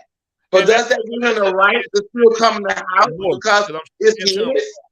So if y'all owning this property, and you're saying I'm just gonna pay out. I know this is your property. I'm gonna pay you whatever the remaining mortgage is until I'm able to move. I already have a foundation built here, and I'm not gonna uproot them because we got a foundation built. But I do respect that if you paying everything, that you shouldn't have to do that. I'll give you this. And exactly, you get that $2,500 back in your pocket. Now, what's the problem now? I agree with that. I can agree with that. You feel me, Reggie? What's the problem now? Because see, the thing is, we can be as adults. We put our emotions first. I don't want nobody. You're not looking at the fact that if mom is unhappy, that child's gonna be unhappy. You want a happy, healthy person around your child, whether it's the dad or the mom. You don't want to cause strife. You want both parents. You want both parents to be happy and healthy. You want both parents to come out on even terms and say, hey, that is real adulting. That meaning that, you know what? I don't care who beat you back out. As long as you hand me whatever dividends that I'm losing on the back end when we was together. I don't care as long as that person is first. Let's look at who this person's background is. Who do you have around my child? I agree. Everybody has the right to know that. This person is not, you don't want nobody that's got a killer, somebody that mess with kids. Right, nobody's gonna beat you and beat the child. Let's do homework. Let's do homework. This guy's a safe person that's coming around your child first. And meet them and do the due diligence. And when we got a good relationship, when we have me and you meet and we have a great relationship. And you know what, you said myself, and that is called being wrong because eventually, like I said, people move on. I see my man with a new woman. Hey, nice to meet. I'm not gonna be sour. I'm not gonna come try to snatch you out the house. I'm not gonna try to come do things that because I'm using my personal feeling and power because I'm paying it all. I can come get it whenever I want to. I can take you when I feel like it, or like he said, you're mine because I have a child with you does not give ownership to me. And to get on another term, technically that child belongs to God. He blessed us with a child. Let's be humble and let's do what is right. Let's split the cost. Let's keep the child safe. Okay, let's make sure that we're healthy. Most important, that we're in a good agreement with each other. Because that's the thing where I say again, you have to do your homework. Now, let me give an accounting to this. Anton feel like he don't want a woman to give him shit. I don't need no woman to pay me shit. Now, would you say that as a guy he's not being a daughter about? That's a narcissist move. You don't want nothing so that way that person can't be held. Whatever they're doing for you can't be held over his head. But he's able to do whatever and pay. You got to understand the narrative. Why are you really doing all this pain just so you can have control? So you can say, this is when you move, this is when you jump. What is the real cost? Is that $2,500 worth control in a relationship? And or feeling like, hey. In the end of the day, Anton say he's a bag chaser. So a woman is not giving you nothing. Y'all are really making a business transaction. Right, this is business. A bag chaser, it really shouldn't be an issue if that woman looks at you as a business person and say, hey, let's separate this. I know you let me, I'm gonna rent it, I'm gonna pay the difference on this mortgage, so you're not right. And guess who's winning? The child is winning. Everybody on a day-to-day basis. And everybody's winning. Why? She has peace of mind to know that I'm once it becomes a business transaction, meaning we separated from you just walking in every month and saying, here, baby, here go $5,000 penny. Go take everything. Now it becomes a business transaction because now when I pay you that $2,500, I want a receipt. Mm-hmm. I want a receipt because this is legal now. We've entered the legal terms of things now to where nobody lose on the back end. Everybody should be winning. Okay, she ain't got to up and move. She ain't got to up and find a way to stay. She ain't got to up. You got to look at the disturbances and the disruption that it may cause. Yeah. So is it really worth it? It's just like for me, and I use this example. If I'm paying for you and I'm like a dictator, is it really worth it? Is it really worth that $2,500? Or is it worth to have a peace of mind and say, you know what, you're right, you worth paying this and that, and let me just pay what is right, what is fair. And you shouldn't have to lose. And what I do once I pay that $2,500 and get that receipt, who I do and what I do ain't your business. Because now you're stepping over the boundary of stalkerism at that point. That's being adult because you're compromising and you're coming to a solution. I'm coming to a solution. Let's keep it rolling. Doesn't matter. You're not doing the same thing for me either. No, because you're not doing it. You're not doing that for me either. You're right. So if I'm not doing it for you, then you can go do what the fuck you want to do. Recordings just got better. Hey, it's Dana from StreamYard. I'm so excited to announce. I ain't tripping off. Right. Right. But if I'm housing you and I'm clothing you and I'm paying for you to get to and from with your car and a luxury car and shit, you not doing what the fuck you want to do when you want to do it. I don't know about that, Papa. I don't know about that. I don't know. Here's why I disagree with Anton on that. You're trying to use your money to control. And that is leverage. Yeah. And that part is that's the part that I don't like. That's what I don't like. If he agrees on that so much, and he could say yes if he was able to see this video or not. Let's say he has a daughter. So would you tell your daughter, baby, this man, I know you don't like him no more and you're not happy with him, but he's paying for everything, so you need to accept it. Right. What else does she need to accept because he's paying for it? Yeah. You have daughters. I have daughters. That's what this is the thing is, and this comes, like I said, the rabbit hole runs deep on this because we teach our children to be independent and not dependent. And that's when the lines blur. Because at the end of the day, I'm not gonna never tell my daughters you don't need a man. That's where a lot of women. Same thing. I'm always letting my daughters know you do need a man. I need a man, honey. Because you've had a bad experience with a man. Now you teach your daughter the incorrect way of life by saying you don't need a man. Yes, you did, darling. You need a man that's gonna love you just as much as you love him. So it's gonna provide. As for me, I don't believe my husband should have to pay all the bills by himself. But if I ever get sick, I need to know that I got a man that will pay those bills until I get on my feet. Mm-hmm. and help him. Because I know that in this world, this ain't back when grandma and granddaddy lived together, where rent was $5. This world we live in is full of inflation. I'm not going to go out here and watch my husband slave to death. You understand what I'm saying? While I sit on the couch and twiddle my thumb and pluck a remote control out there. Yeah. I'm not going to do that. Now they say, well, you know, man's responsible for his house. Yes, he is. True. He's king of his house. Understood. Got it. But at the same time, morally, I can't just sit there and watch him. If I have to be at home, dinner's cooked, clothes cooked, house clean, he ain't got to do nothing but come in here, eat, take a bath. He ain't got, you know, that's the part of when I can't do it. That's the other 50% that people don't talk about. When you can't do it, who's going to do it? If, like me, I got shot. I done worked for a couple months, but guess what? I went right back to work. I don't even think it was a couple months. I think I went back to work like 2 months later. Stitches, staples, and everything still in me. Busting open and everything. I wrapped that shit up and kept going. You understand what I'm saying? Because I knew at the end of the day, my husband's at home, and that's where a lot of things flow. You got to have life insurance, health insurance, FMLA, all this type of stuff you have to have. So that when that days come, the money can still keep rolling. There's no disruption. So let's continue. Yeah, so I that's one thing I just want to add. I feel like when listening to him on that part is his money. He feel like his money because he's well off. That's a blessing. Exactly. But You saying that money is everything. You saying that money can do things. Oh, because you pay for everything. I'm supposed to just be a doormat. Wow, because you said I own the house. Well, if you really care for that child, or you really love that woman at one particular point, you know, you well off. That little ain't gonna hurt you. That's a drop in the bucket. All right, I tell you what. We don't stay together no more, but I want my son and my daughter to stay comfortable. I know that you working. I know that you're good. Even though that we separate, I know that you're still a good woman.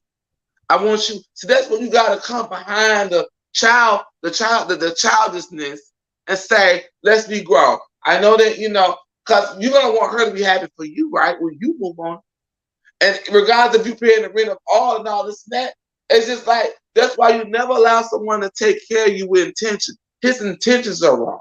He's taking care of this woman and doing all these things with intention that I am the only one that can be with you.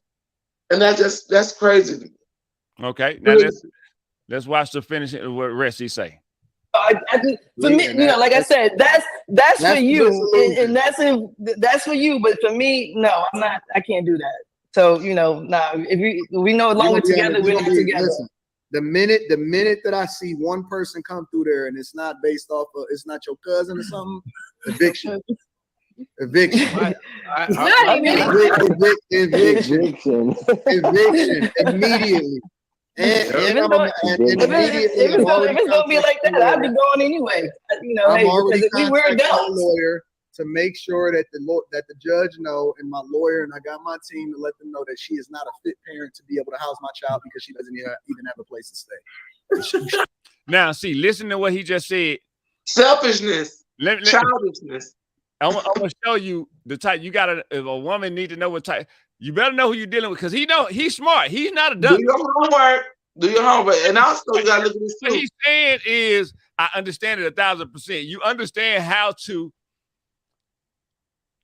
the law. He understands the law, and he understands how the law works, and he understands how to manipulate the hell out the law. So and guess what? Some judges ain't going for that. Some judges ain't going for your money. Some judges are always going to do what's best for the child. I mean, but what he's saying is best for the child because the way he's playing it. Let me show you. If the woman is so dependent on him, he has all the power. So with him having all the power, he would definitely be able to control the narrative because if he kicked that woman out because she can't pay the rent, he's right. The child doesn't. She's not a fit mom. She don't have. No, that's not the case because you got to look at it. How am I not fit because you're paying all the bills? You're doing everything for me, which is this, not say crippling me, but you're doing all these things just so you can have more power.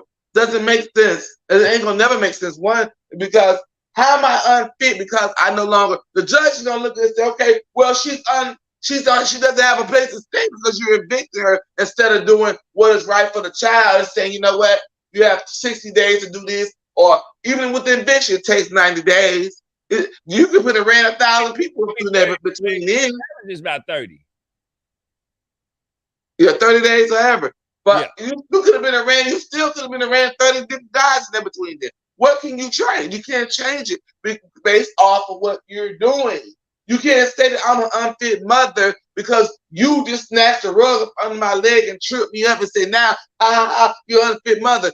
That's mental abuse. That goes along with mental abuse. You're right. You could definitely a judge that would listen to would definitely be able to beat him on that. If I was a judge and that man stood before me, I would say, you know what, Your Honor, this you've been doing, you're able, you can afford to pay and do this and have all these high priced lawyers. Then that money that you use for these unnecessary lawyers, we're gonna take that dividend and we're gonna add it to the child support. So now she's getting 4,000 instead of 5,000. You're right. Like I say, he is slick on the way that he's doing it. The But way he ain't all that smart with it either. He's we'll real. We'll agree with that. But it takes the question would be, it would be in my opinion, it's the woman's fault if she gives him that much power.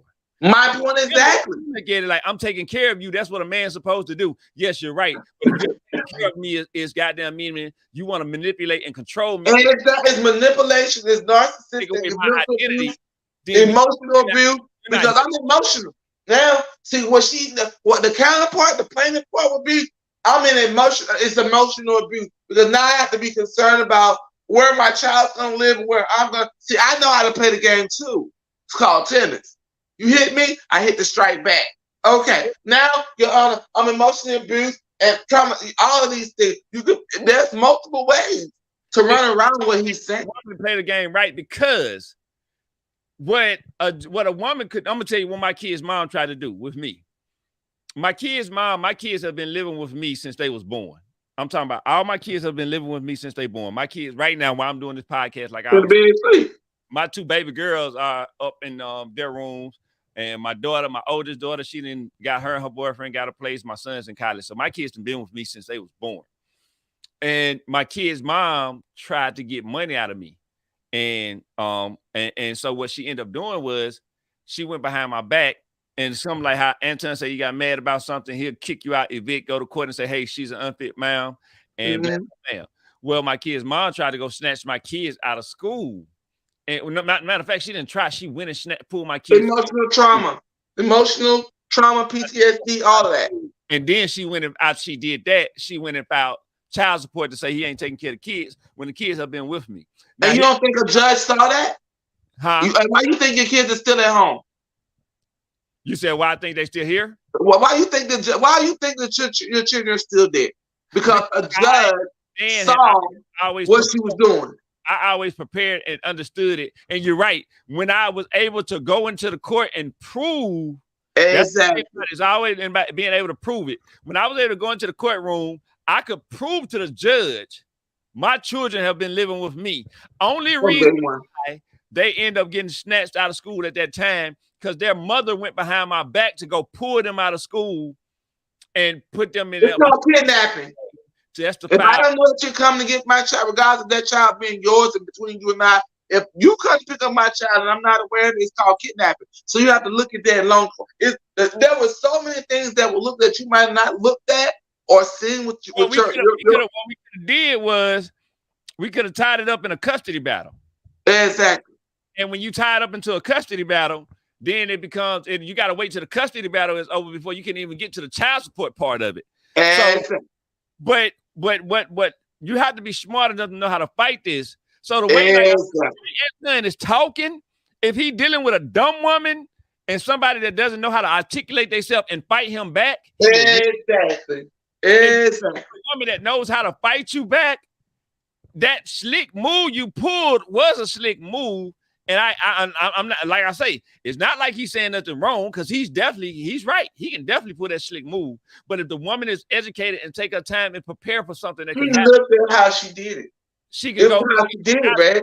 But then, not only that though, I don't think any woman should allow. I don't think not just woman. I don't think anybody, woman or man, should allow anybody to have that much power over them. Nobody. Not even. I don't have that type of power.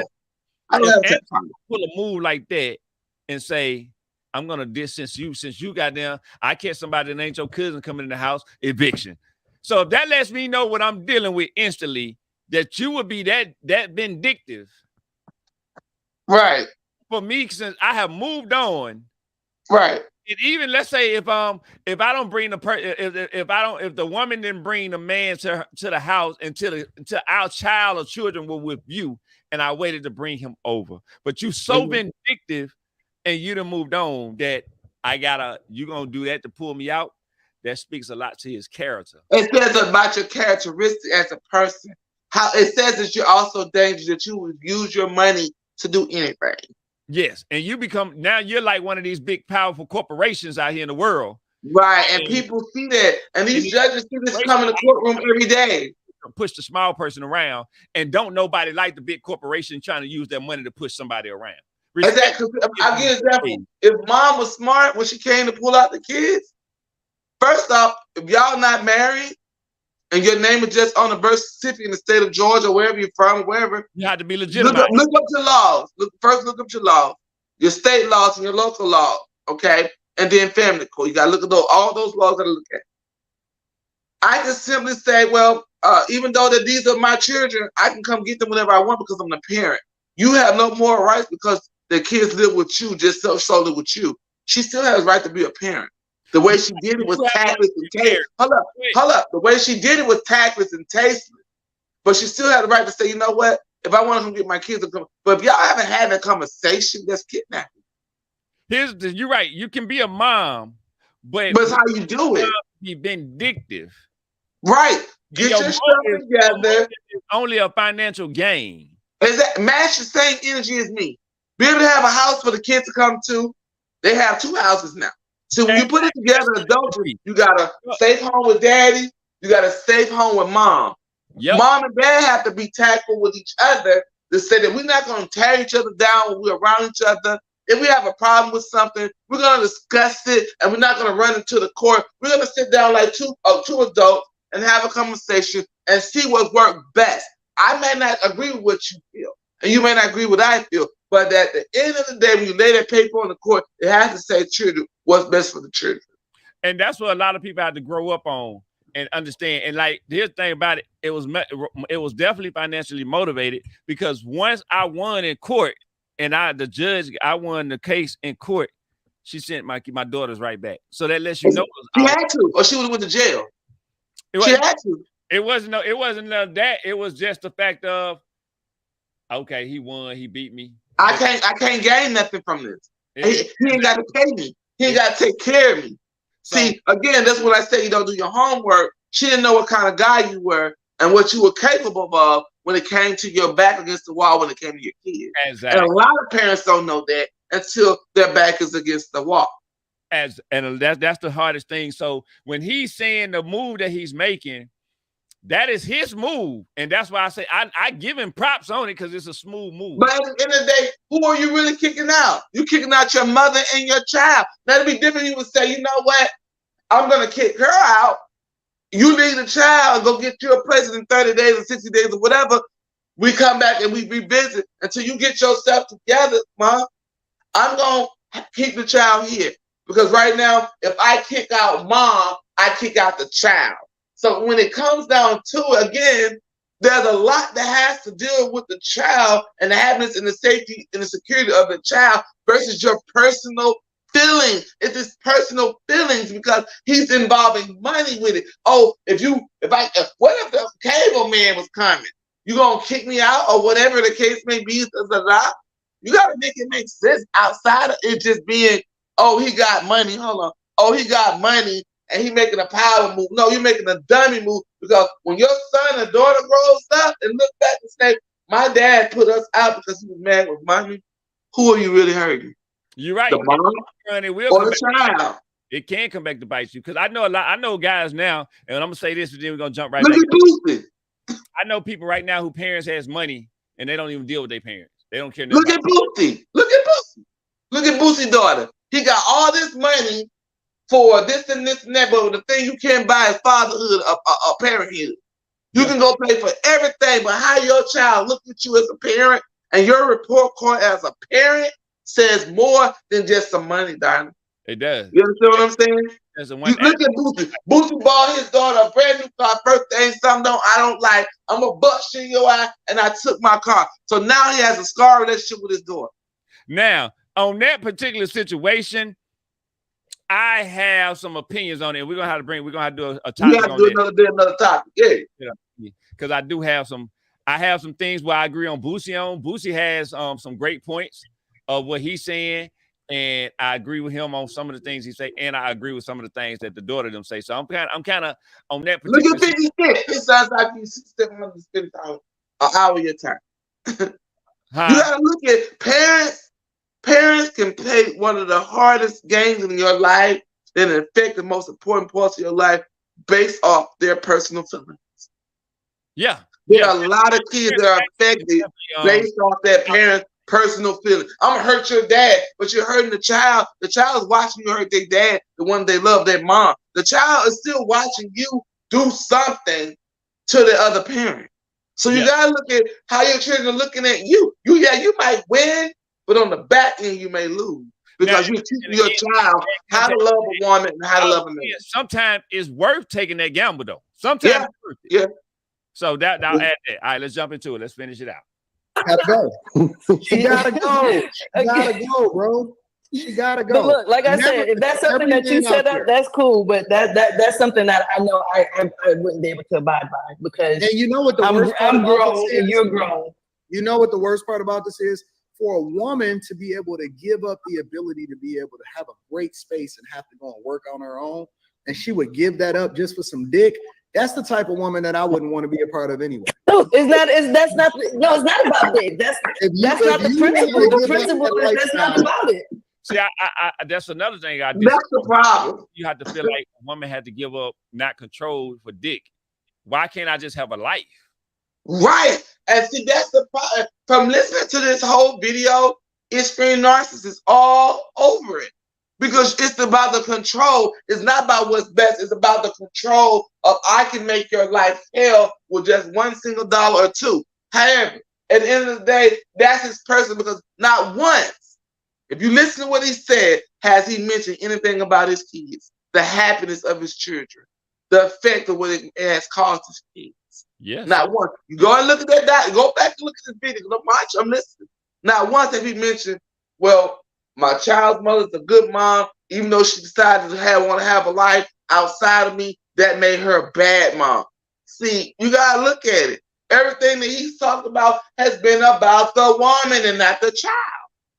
That's a good way to look at it. I agree. I now when you put it that way, it is. Where's the ratio with the child added? With the child. Now, one time he said my child's a happy child, or my child came to me and said, Dad, I miss you, or I miss my children. It's more of the power of hurting the one who hurts you by using the child, by using the money tactic, by getting you uncomfortable, by throwing you out, embarrassing you, by the child being displaced. See, everything I'm speaking about is speaking on the consistency of the child. What's best for child? Because if regardless, even if the mom is a bad mom, like even on Tyler Perry, even though a mom is a bad mom, she's still a mom. And there is some moral report to say that, you know what, if my child's mother's on alcohol, when she comes around my child, I'll make sure no alcohol is around. I'll make sure she's looking tacky. Look here, sweetie, put these clothes on. Let's just give our child a healthy image. And that is stepping outside of being grown. That is stepping into a bigger role of maturity. Yeah, because at the end of the day, no child wants to be without both their parents. No child. How much money you got? What you got going? No child wants to wake up every day of their life and say, Mom's not here, Dad's not here. I can see that. You're right. Because you have to look at the structure of it. You're teaching that child how to independently live without one of the other parents. Well, you know, it's okay for me to be a single parent because I don't need my baby daddy. Or it's okay for me to be a single father because I don't need my baby mother. And then the word is you have no respect because you're calling this child baby mama, a term that's not even appropriate. That's your child's mother because that is what's on your child's birth certificate.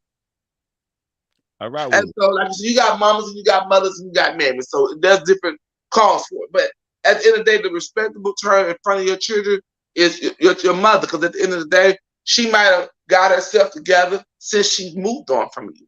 She might, but you can't keep saying your mom ain't living because she ain't here, your dad ain't here.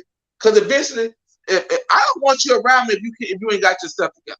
Go get yourself together. Come back. Let's try it again. All right with it. I owe you that. I owe you that, and I owe my children. That's right. Let's keep it going. Let's go. It has nothing to do. That has nothing to do with this. Listen, if you're willing to give up your lifestyle in order to be able to go get some dick, then you deserve. It's not about dick. That's what your problem. No, it ain't. How ain't then it? It's not. I want somebody to come over my house. Be a digital detective. Enroll in the new Google Cybersecurity Certificate. It's not your house. When I'm laying, if I'm washing my ass, there, it's mine. It's so not, if I no, it's not. No, it's not. If I want somebody to come over, if I want somebody to come over to where I lay my head at, where I receive my mail at, because by law, it's mine. That's not your house. It's still mine. I The mean, law says I see mine. what Anton is saying. If like, I get what he's saying too, but let me finish my thought so we can make it get full context here. I understand what he's saying. I'm just saying to him that would not fly for me. If that's something that he wants and the woman that he's with, they come to those agreements, to those terms, that's fine. But for something like me, look, she got to agree to it. I don't negotiate with women. Hey, like I said, that's what you want to do. That's you. Listen, the one thing that every woman that's ever worked with me, worked for me, worked with me will ever tell you is that I take very good care of every single woman that is around me. In every capacity, I take very good care of the ladies that is around me. I don't negotiate. I don't sit them and ask them what it is that they want. I just make sure that they have everything that they need in order to be great, and they are very well taken care of. I don't ask a woman for anything. Now, see, here's what I'm gonna say. I disagree with him again on that. I would, for him to say he know what everything a woman wants, there's no way you can know that a woman wants. And again, I don't care if she was able to see this. I have daughters, and there's no way a man gonna tell me he knows everything that's best for my daughter. Exactly. He sounds crazy on that one, because at the end of the day, what if I'm not happy because you're paying and taking care of me? Does that guarantee me that I'm happy? Yeah, like that. That's what he's chalking it up to on the money side. I don't agree with. Oh, you're gonna be happy. We got money's going. What he's saying that money, he can buy happiness. Money can't buy happiness. No, nor respect. No, and it's a good factor that I contribute to the kind of bag that up in life. Mike Tyson said one of the happiest moments in his life was when he was broke. Exactly. You know who's really, really with you. I'm assuming Anton is well off, but I'm guessing. I'm assuming. I think Mike Tyson has been richer than Anton. Yes. I don't know this. I don't know this positive. Anton could be worth 100 million, 40 million. Mike is worth way more than that, and we know that. He was worth millions. That man was almost $300 million some dollars. I watched the movie. Yeah, Mike Tyson has been worth a lot of money. So with Mike Tyson being worth a lot of money, and for him to say one of his happiest moments was when he didn't have no money, and then listen to Anton with Anton for him to say, I don't negotiate with no woman. I don't ask what no woman want. I don't care what no woman want. Exactly. You don't even get to be human in this. You get to be a robot. Basically. That's it. You get to be a robot. You do as I say, as I say, when I say, or else you're getting evicted. That's emotional. That's trauma. That's mental abuse. All three of those categorized in one thing. Because you have to take it and sit it in front of your child and say, if this man was saying to me, saying to my daughter, what Anton is saying to these women and to the platform, how would you respond as a father? Yeah, that. Honey, just be quiet and take it. As long as that man, that's like you stepping your child. It's like you said, long as he provide for you, baby. Savannah, that's a good man, Savannah. Nah. Anton in the check, shut the hell up. He let him cut that check. But be quiet, child. There's a whole lot of parents that have done that. Who I am. It don't matter. Shut the hell up. Anton cutting the check. He gonna keep on paying that money. He say he know what you want. Put them. But what the thing is, he doesn't say is, I don't abuse women. I don't mistreat women. And I treat them good, but that doesn't mean that there's no mistreatment there. That doesn't mean that you don't feel less than because you have less serve. You have to look at it. You have to really, really fine-tooth comb and look at it. You're saying that as long as I'm providing for you, you're supposed to be happy. You smile when I tell you to. Nah. All you building is resentment, and you're building resentment. And see, what you got to break this down too into context. It's two different type of women too. Now, the women that you might be saying that you give money that you don't have to negotiate with, if they women that work for you, of course you don't have to negotiate too much with them, because if you come in and instantly start them out with a salary maybe of $135,000 a year and giving them annually bonuses based on tiers of how far they get, of course they might be okay, cool. That's gonna give me $135,000. I gotta meet these goals. I get bonuses, cool. But you know what? They can cool with that because they got control of their personal life. Exactly. They got the ability to say no. Dictate their business life, but he can't dictate their personal life. It happens because some women that walk away from 100,000. I will walk away if I'm not happy. I'm sorry, you can give me $1 million a month. If I'm not happy, if I'm crying and spending $1 million, I don't want it. And I can understand that. And so you have to understand what women is he making happy, because if this what type of women he's tied to, and you're trying to control her business wise and personal wise, but you're no longer with her, and y'all are moving on, and you are. It ain't like he gonna stop fucking somebody else. I'm sure he gonna get pussy from someone else. I would hope. Exactly. But look at the story. Look how many. Look at Oprah and Stedman. How he's still been there. He's still been there because there's a goal obvious behind it. But like I said again, regardless of how much money you got, as a woman of myself, my caliber, if he's a homeless man and he makes me happy, I'm willing to work with him, clean him up, figure out where we need to go, get him some counseling. Let's fix the bruises. Let's get yourself together, and I'm going to create a better person than what I met. See, if a woman comes into your life, homeless man, I'm not a person that's homeless. There's nothing wrong with him. But right, because you never know what their circumstances. That just needs is he's homeless depending on what his circumstances is. You just never know. You never know. So I'm not gonna put money based off of my happiness, the amount of money the person has, because the homeless man can treat you better than a millionaire, and a millionaire can treat you worse than a homeless person. Are you saying he's homeless because maybe like when we had the 2008 crisis, he lost his job? He might have lost his job. He might have lost his mental. Something might have happened tragically. Does that mean that man is not worth nothing because he doesn't have a home? Nah. Because the home is in his head. And so you're talking about a homeless person that just want to be a bum and ain't got no goals or strive. Right. And you do have someone who just say, okay, I'm gonna live on life. I'm gonna live low on the hog. Okay, I'll take the crumb, I'll take the chain, I'll take the whatever. But you gotta look at what type of person got you. So you allow a person to dictate them based off of money, or because he has money. I know plenty of people that got money. My baby father had a lot of money. Guess what? I still wasn't with him. Guess what? We still had an agreement. I see you every month on the first of the month, $250. Guess what? The pussy don't come with the visit, nigga. Period. So you gotta separate that. And a lot of people don't know how. You gotta separate them goals between your leg and the goal that's in your head. You have to separate them. I don't care what you got. That's not mine. I didn't work for it. But if you want to give me some and then expect for me to be this person on the back end, what was the purpose of you giving? What was your real goal? You're collecting people. You're a collector. You're a collector. You like to collect women who allow you to control them based off your financial gains or have.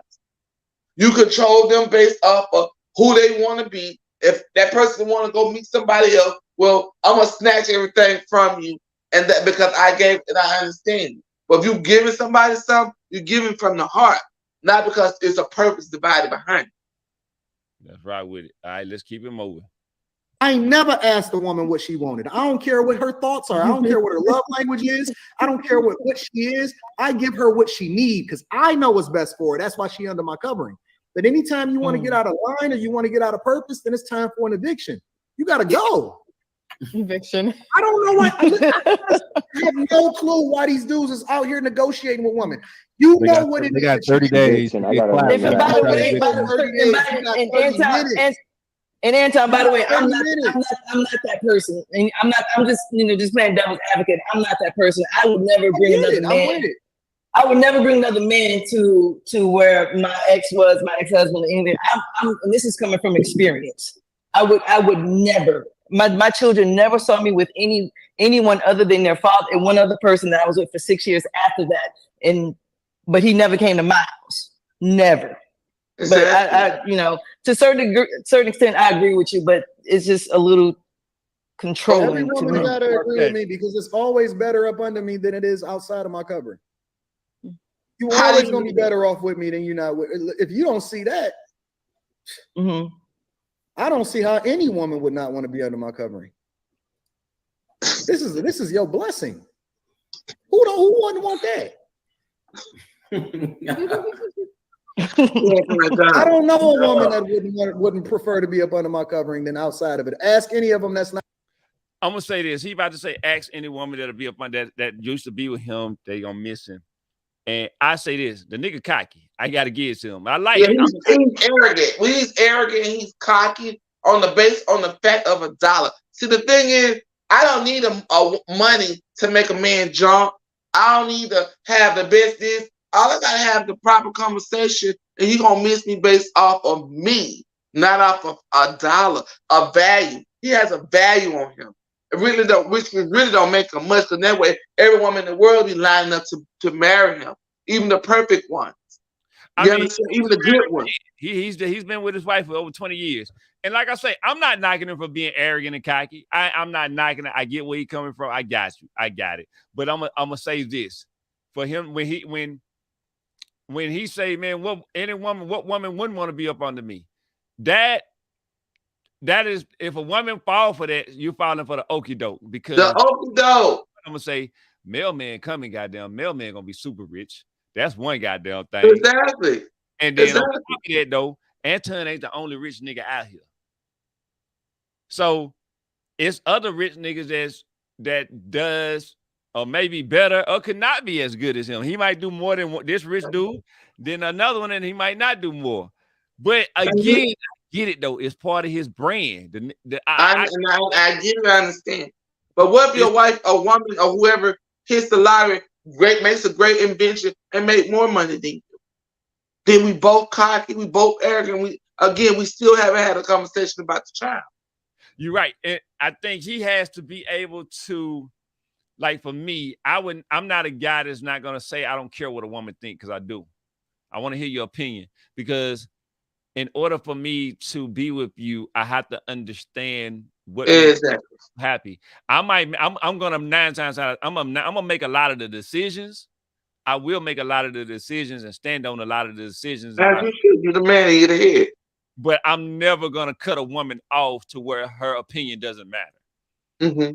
It doesn't, because how can I just take your voice away from you and not give you a leg to stand on? Now, if I don't agree with what you're saying, then I'm gonna tell you. My thing is this: what happened before you had the man? What type of interactions you have with women before you had one? That's a great. Did you get cocky when you got the dollars, or you just been this arrogant person all your life and it only happened when you got money? Because then you are a temporary person, you're a temporary fix. Because you can lose that, like Winnie. She got all these millions, but she has no access to it. You brought up something very important. I like to see people before they became who they are. Yes, exactly. Like I always say, I don't know if it's true, but I do believe him. I do believe him. He's financially straight for the rest of his life. He'll never have to make money. Now money comes to him so easy. It's simple. I agree with him, and because once you build something, it's not hard to make the money. He can make millions. Exactly. So I agree with that on that. But with that being said, just because you make the money, again, I want to see where did you have the same opportunities with women before you had the money? Yes, granted, I guarantee he did. He's been married ever since 2003, maybe. So he's been married a long time, maybe 2000. But that doesn't mean his wife hasn't stepped out on him. I'm not gonna say she has. I'm not gonna say she hasn't. He talks on his wife as she's a good woman. Well, I don't know. Right. It It's in doesn't front of his I eyes. will But agree who with are you when nobody's looking?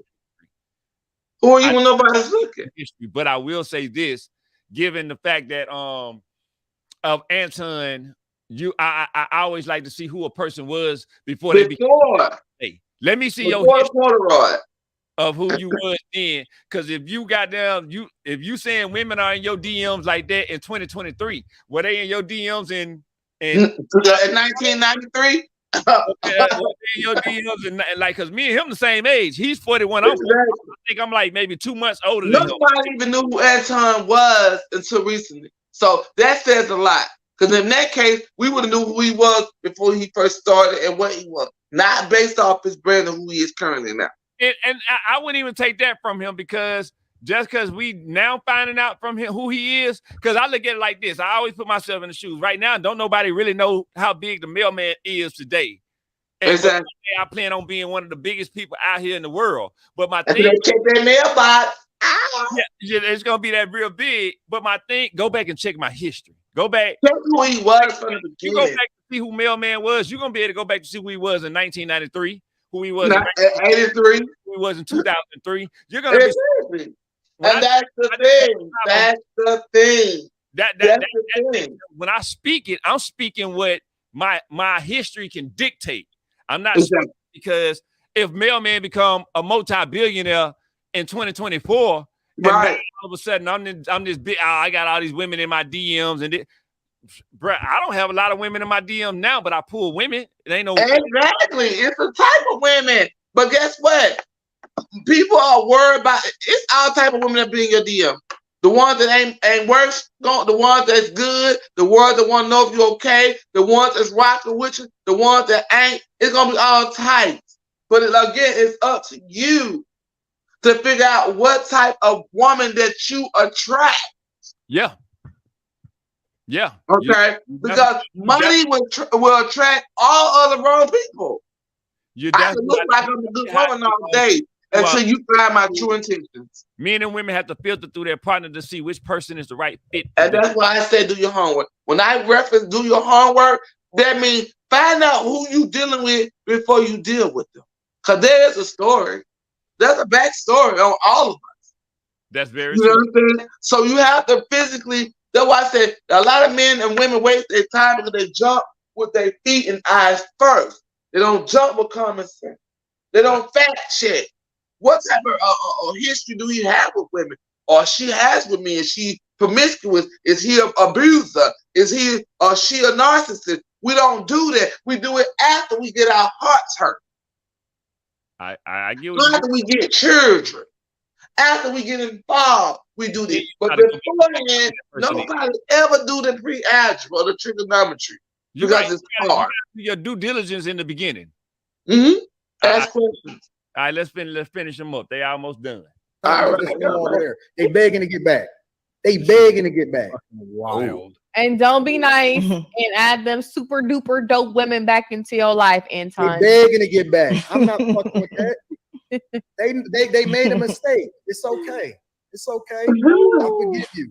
I just don't allow you back into my crib. And on his end note of him ending that, I'm gonna say I get what he's saying. I do too. Once I cut people off out of my life, I cut your ass off. I'm done. I'm done. I'm done. I'm not gonna keep throwing the same seed with you. I'm done. So I agree with him on that. I cut you out, and I can forgive you, and I can move on and say, hey, I forgive you. I just ain't gotta forget. But I won't forget, and I'm gonna move. I won't forget. I agree with him on that. Like I say, Anton has 85% of the things that Anton talk about. I agree with and I rock with. But, when I listen to some of the things that he say, he blowing smoke. In my opinion, right. I'm not gonna agree just to agree with him on it. Right, and that what makes you mailman, and that what makes you original. You understand? Because a lot of us go with the group. I go with what's right. Yeah, I'm following right. Right is right, wrong is wrong, and that's what I'm gonna stand my leg on. I'm gonna stand on that. My money, I don't care if I'm worth trillions of dollars. My money is not who makes mailman. It's my person. Exactly. I want to see everybody that's around me. I want to see them smiling, happy, and even if I don't know you, that doesn't mean I should disrespect you or belittle you. Right. I want to see everybody win. We all deserve to win. So Me and my kid's mom is not together. Mm-hmm. Do you think I still wouldn't buy her as I get rich? A plate of food if she was hungry? Out of all the shit me and my kid's mom, like I just told you, my kid's mom went to court and then took me to court and bullshit and knowing I was taking care of the kids and all this. But at the end of the day, that's my kid's mom. So and you chose her as to be the mom.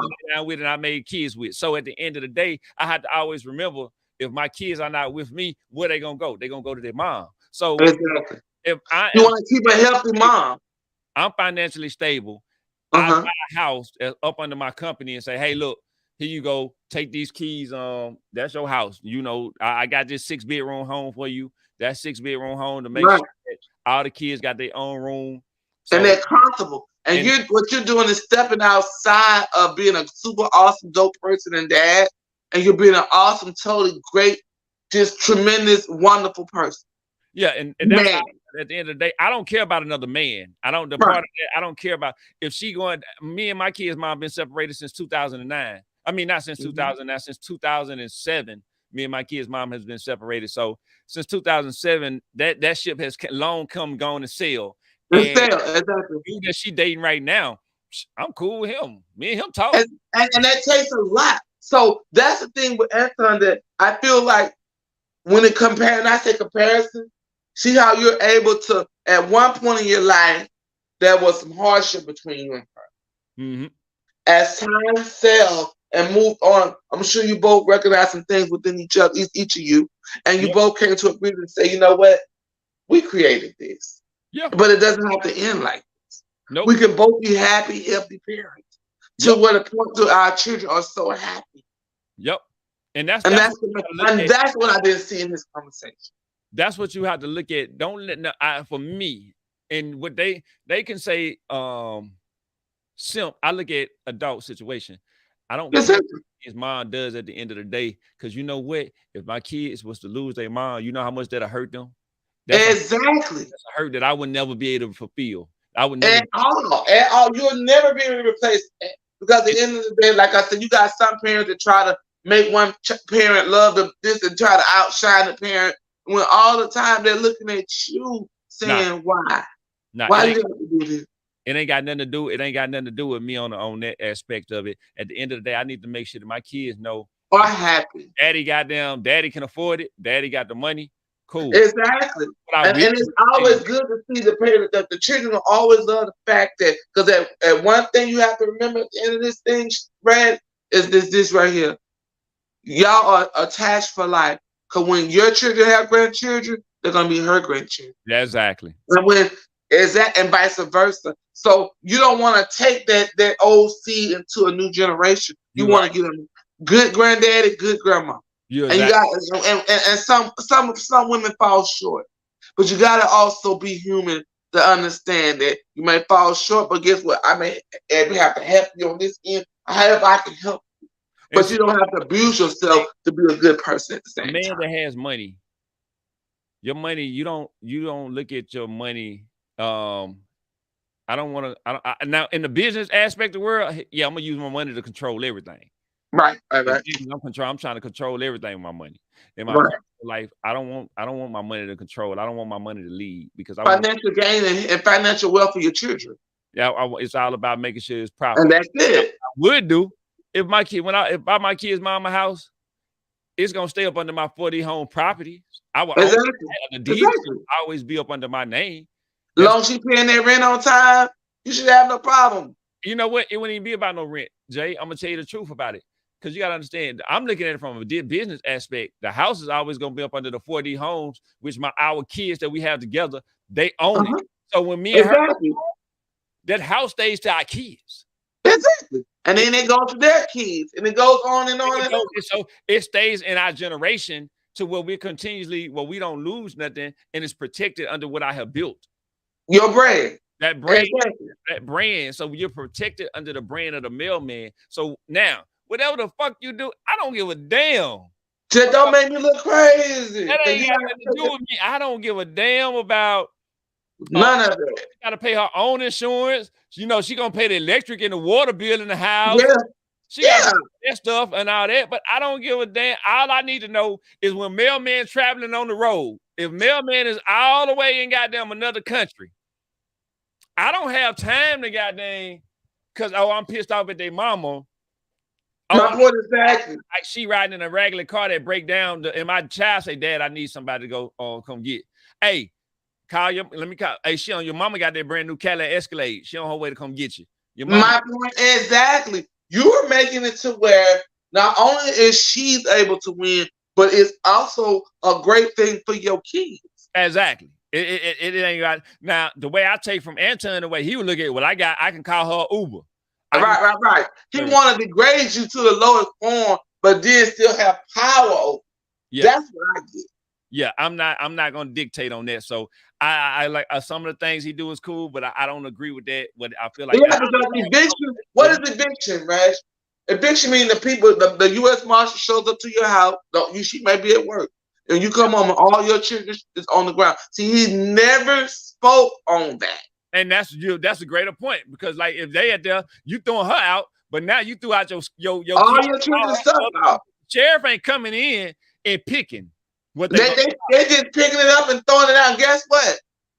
There's gonna be people that gonna come by and get all your children's stuff while you gone. So you gotta look at the greater brand. That's the thing that I respect and love about the mailman is that you think of the brand, future brand, long-term brand. You understand what I'm saying? And you coming from a good place. Use your money to do good, mailman. Yeah. It's all about you. Got to be you. I never want to. Money will never be the lead of me because as I make more money, I'm gonna give away just as much as I make. Exactly. In return, your investment will come. It ain't even about that because it's in you. When it's in you, you ain't got to look for it. Yeah, it's just you.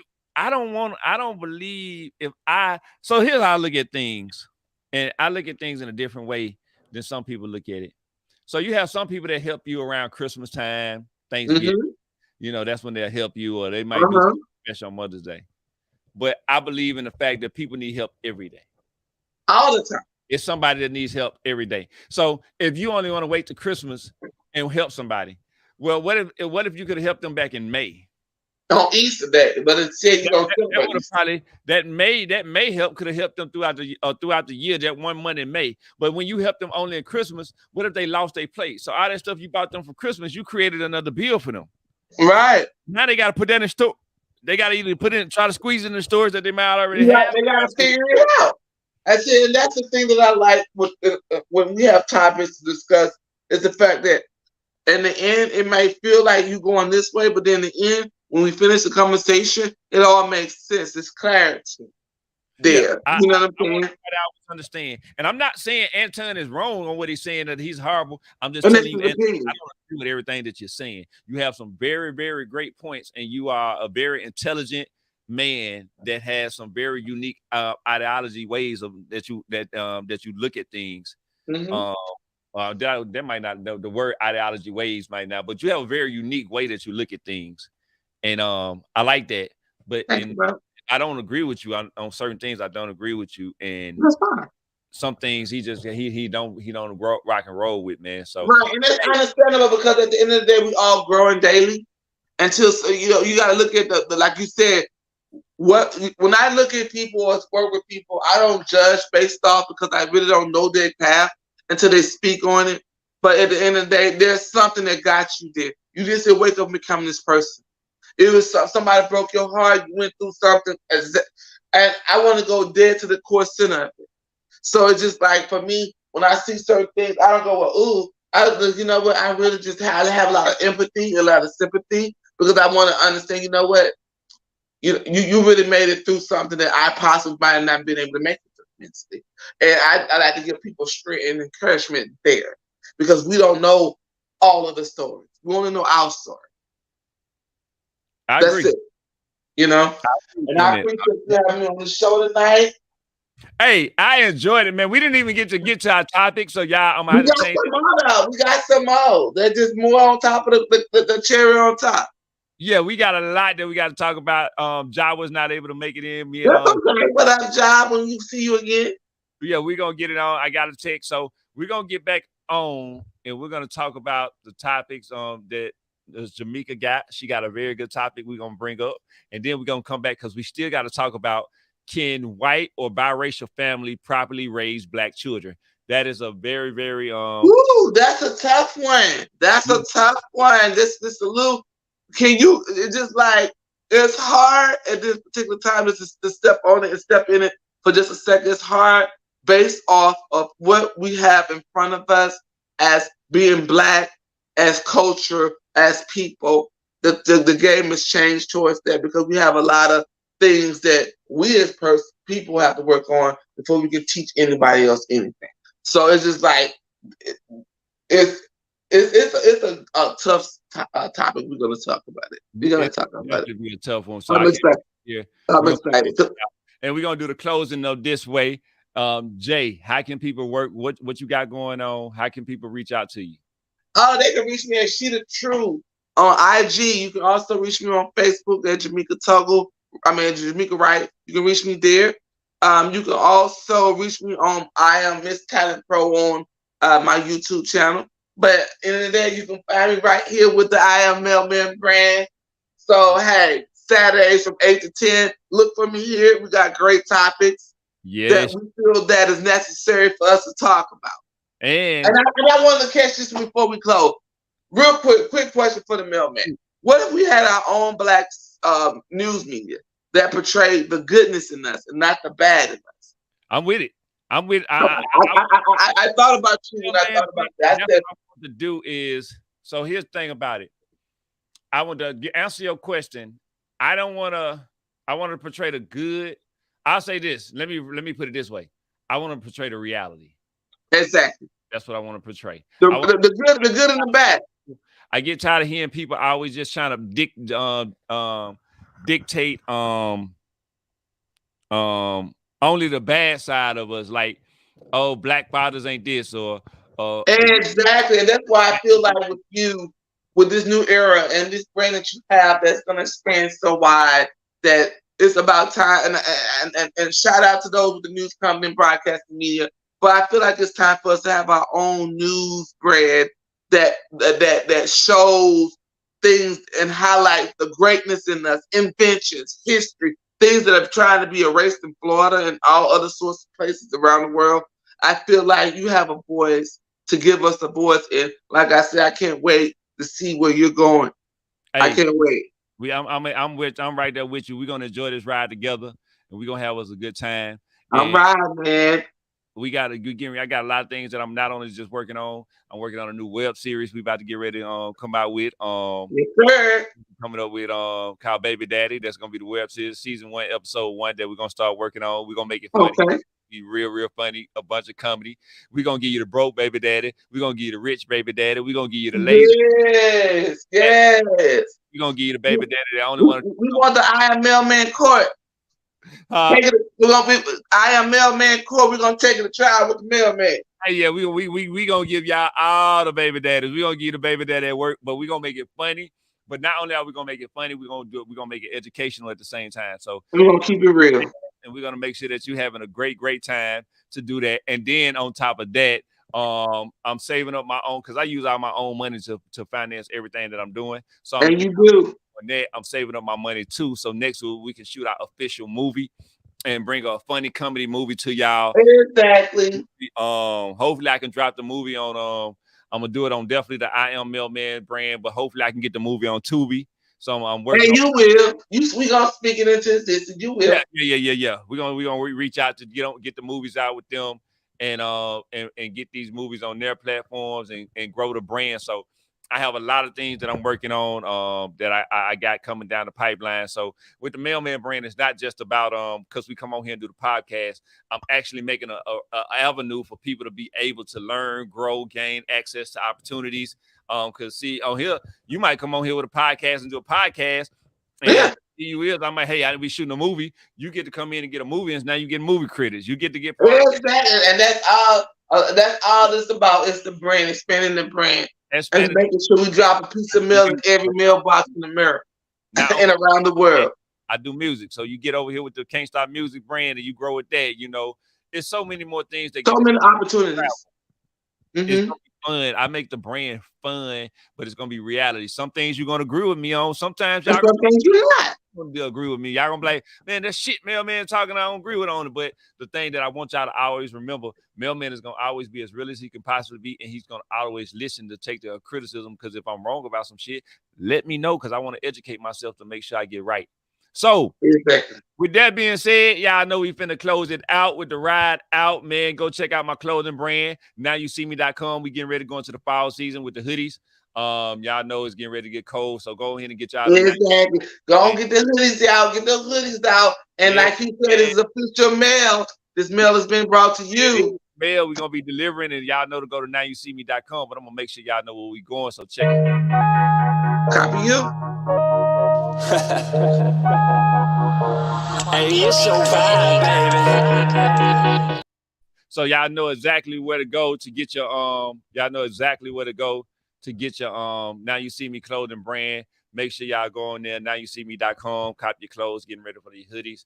We pushing that brand, and then I'm also designing some new things as well to get ready and drop them. And we're gonna be pushing that out and getting that rocking and rolling. And then, like I say, all the stuff I just told y'all about. So be looking out for that, y'all. I'm pushing, I believe in myself, so I'm investing in myself. This is what I'm gonna do until the day that I die. I got a lot of faith in what I'm doing. And hey, if I can gamble on somebody else's dream, why not gamble on my own dream? And I tell a lot of people that gamble on your dreams, you know, and be willing to put the time into yourself and be willing to take everything that comes with it. And if you're not, you can always join somebody else's dream and also relish in the success of their dreams too. But make sure it's your choice, whichever one that you want to do, and make sure you can live with whatever choice you make, man.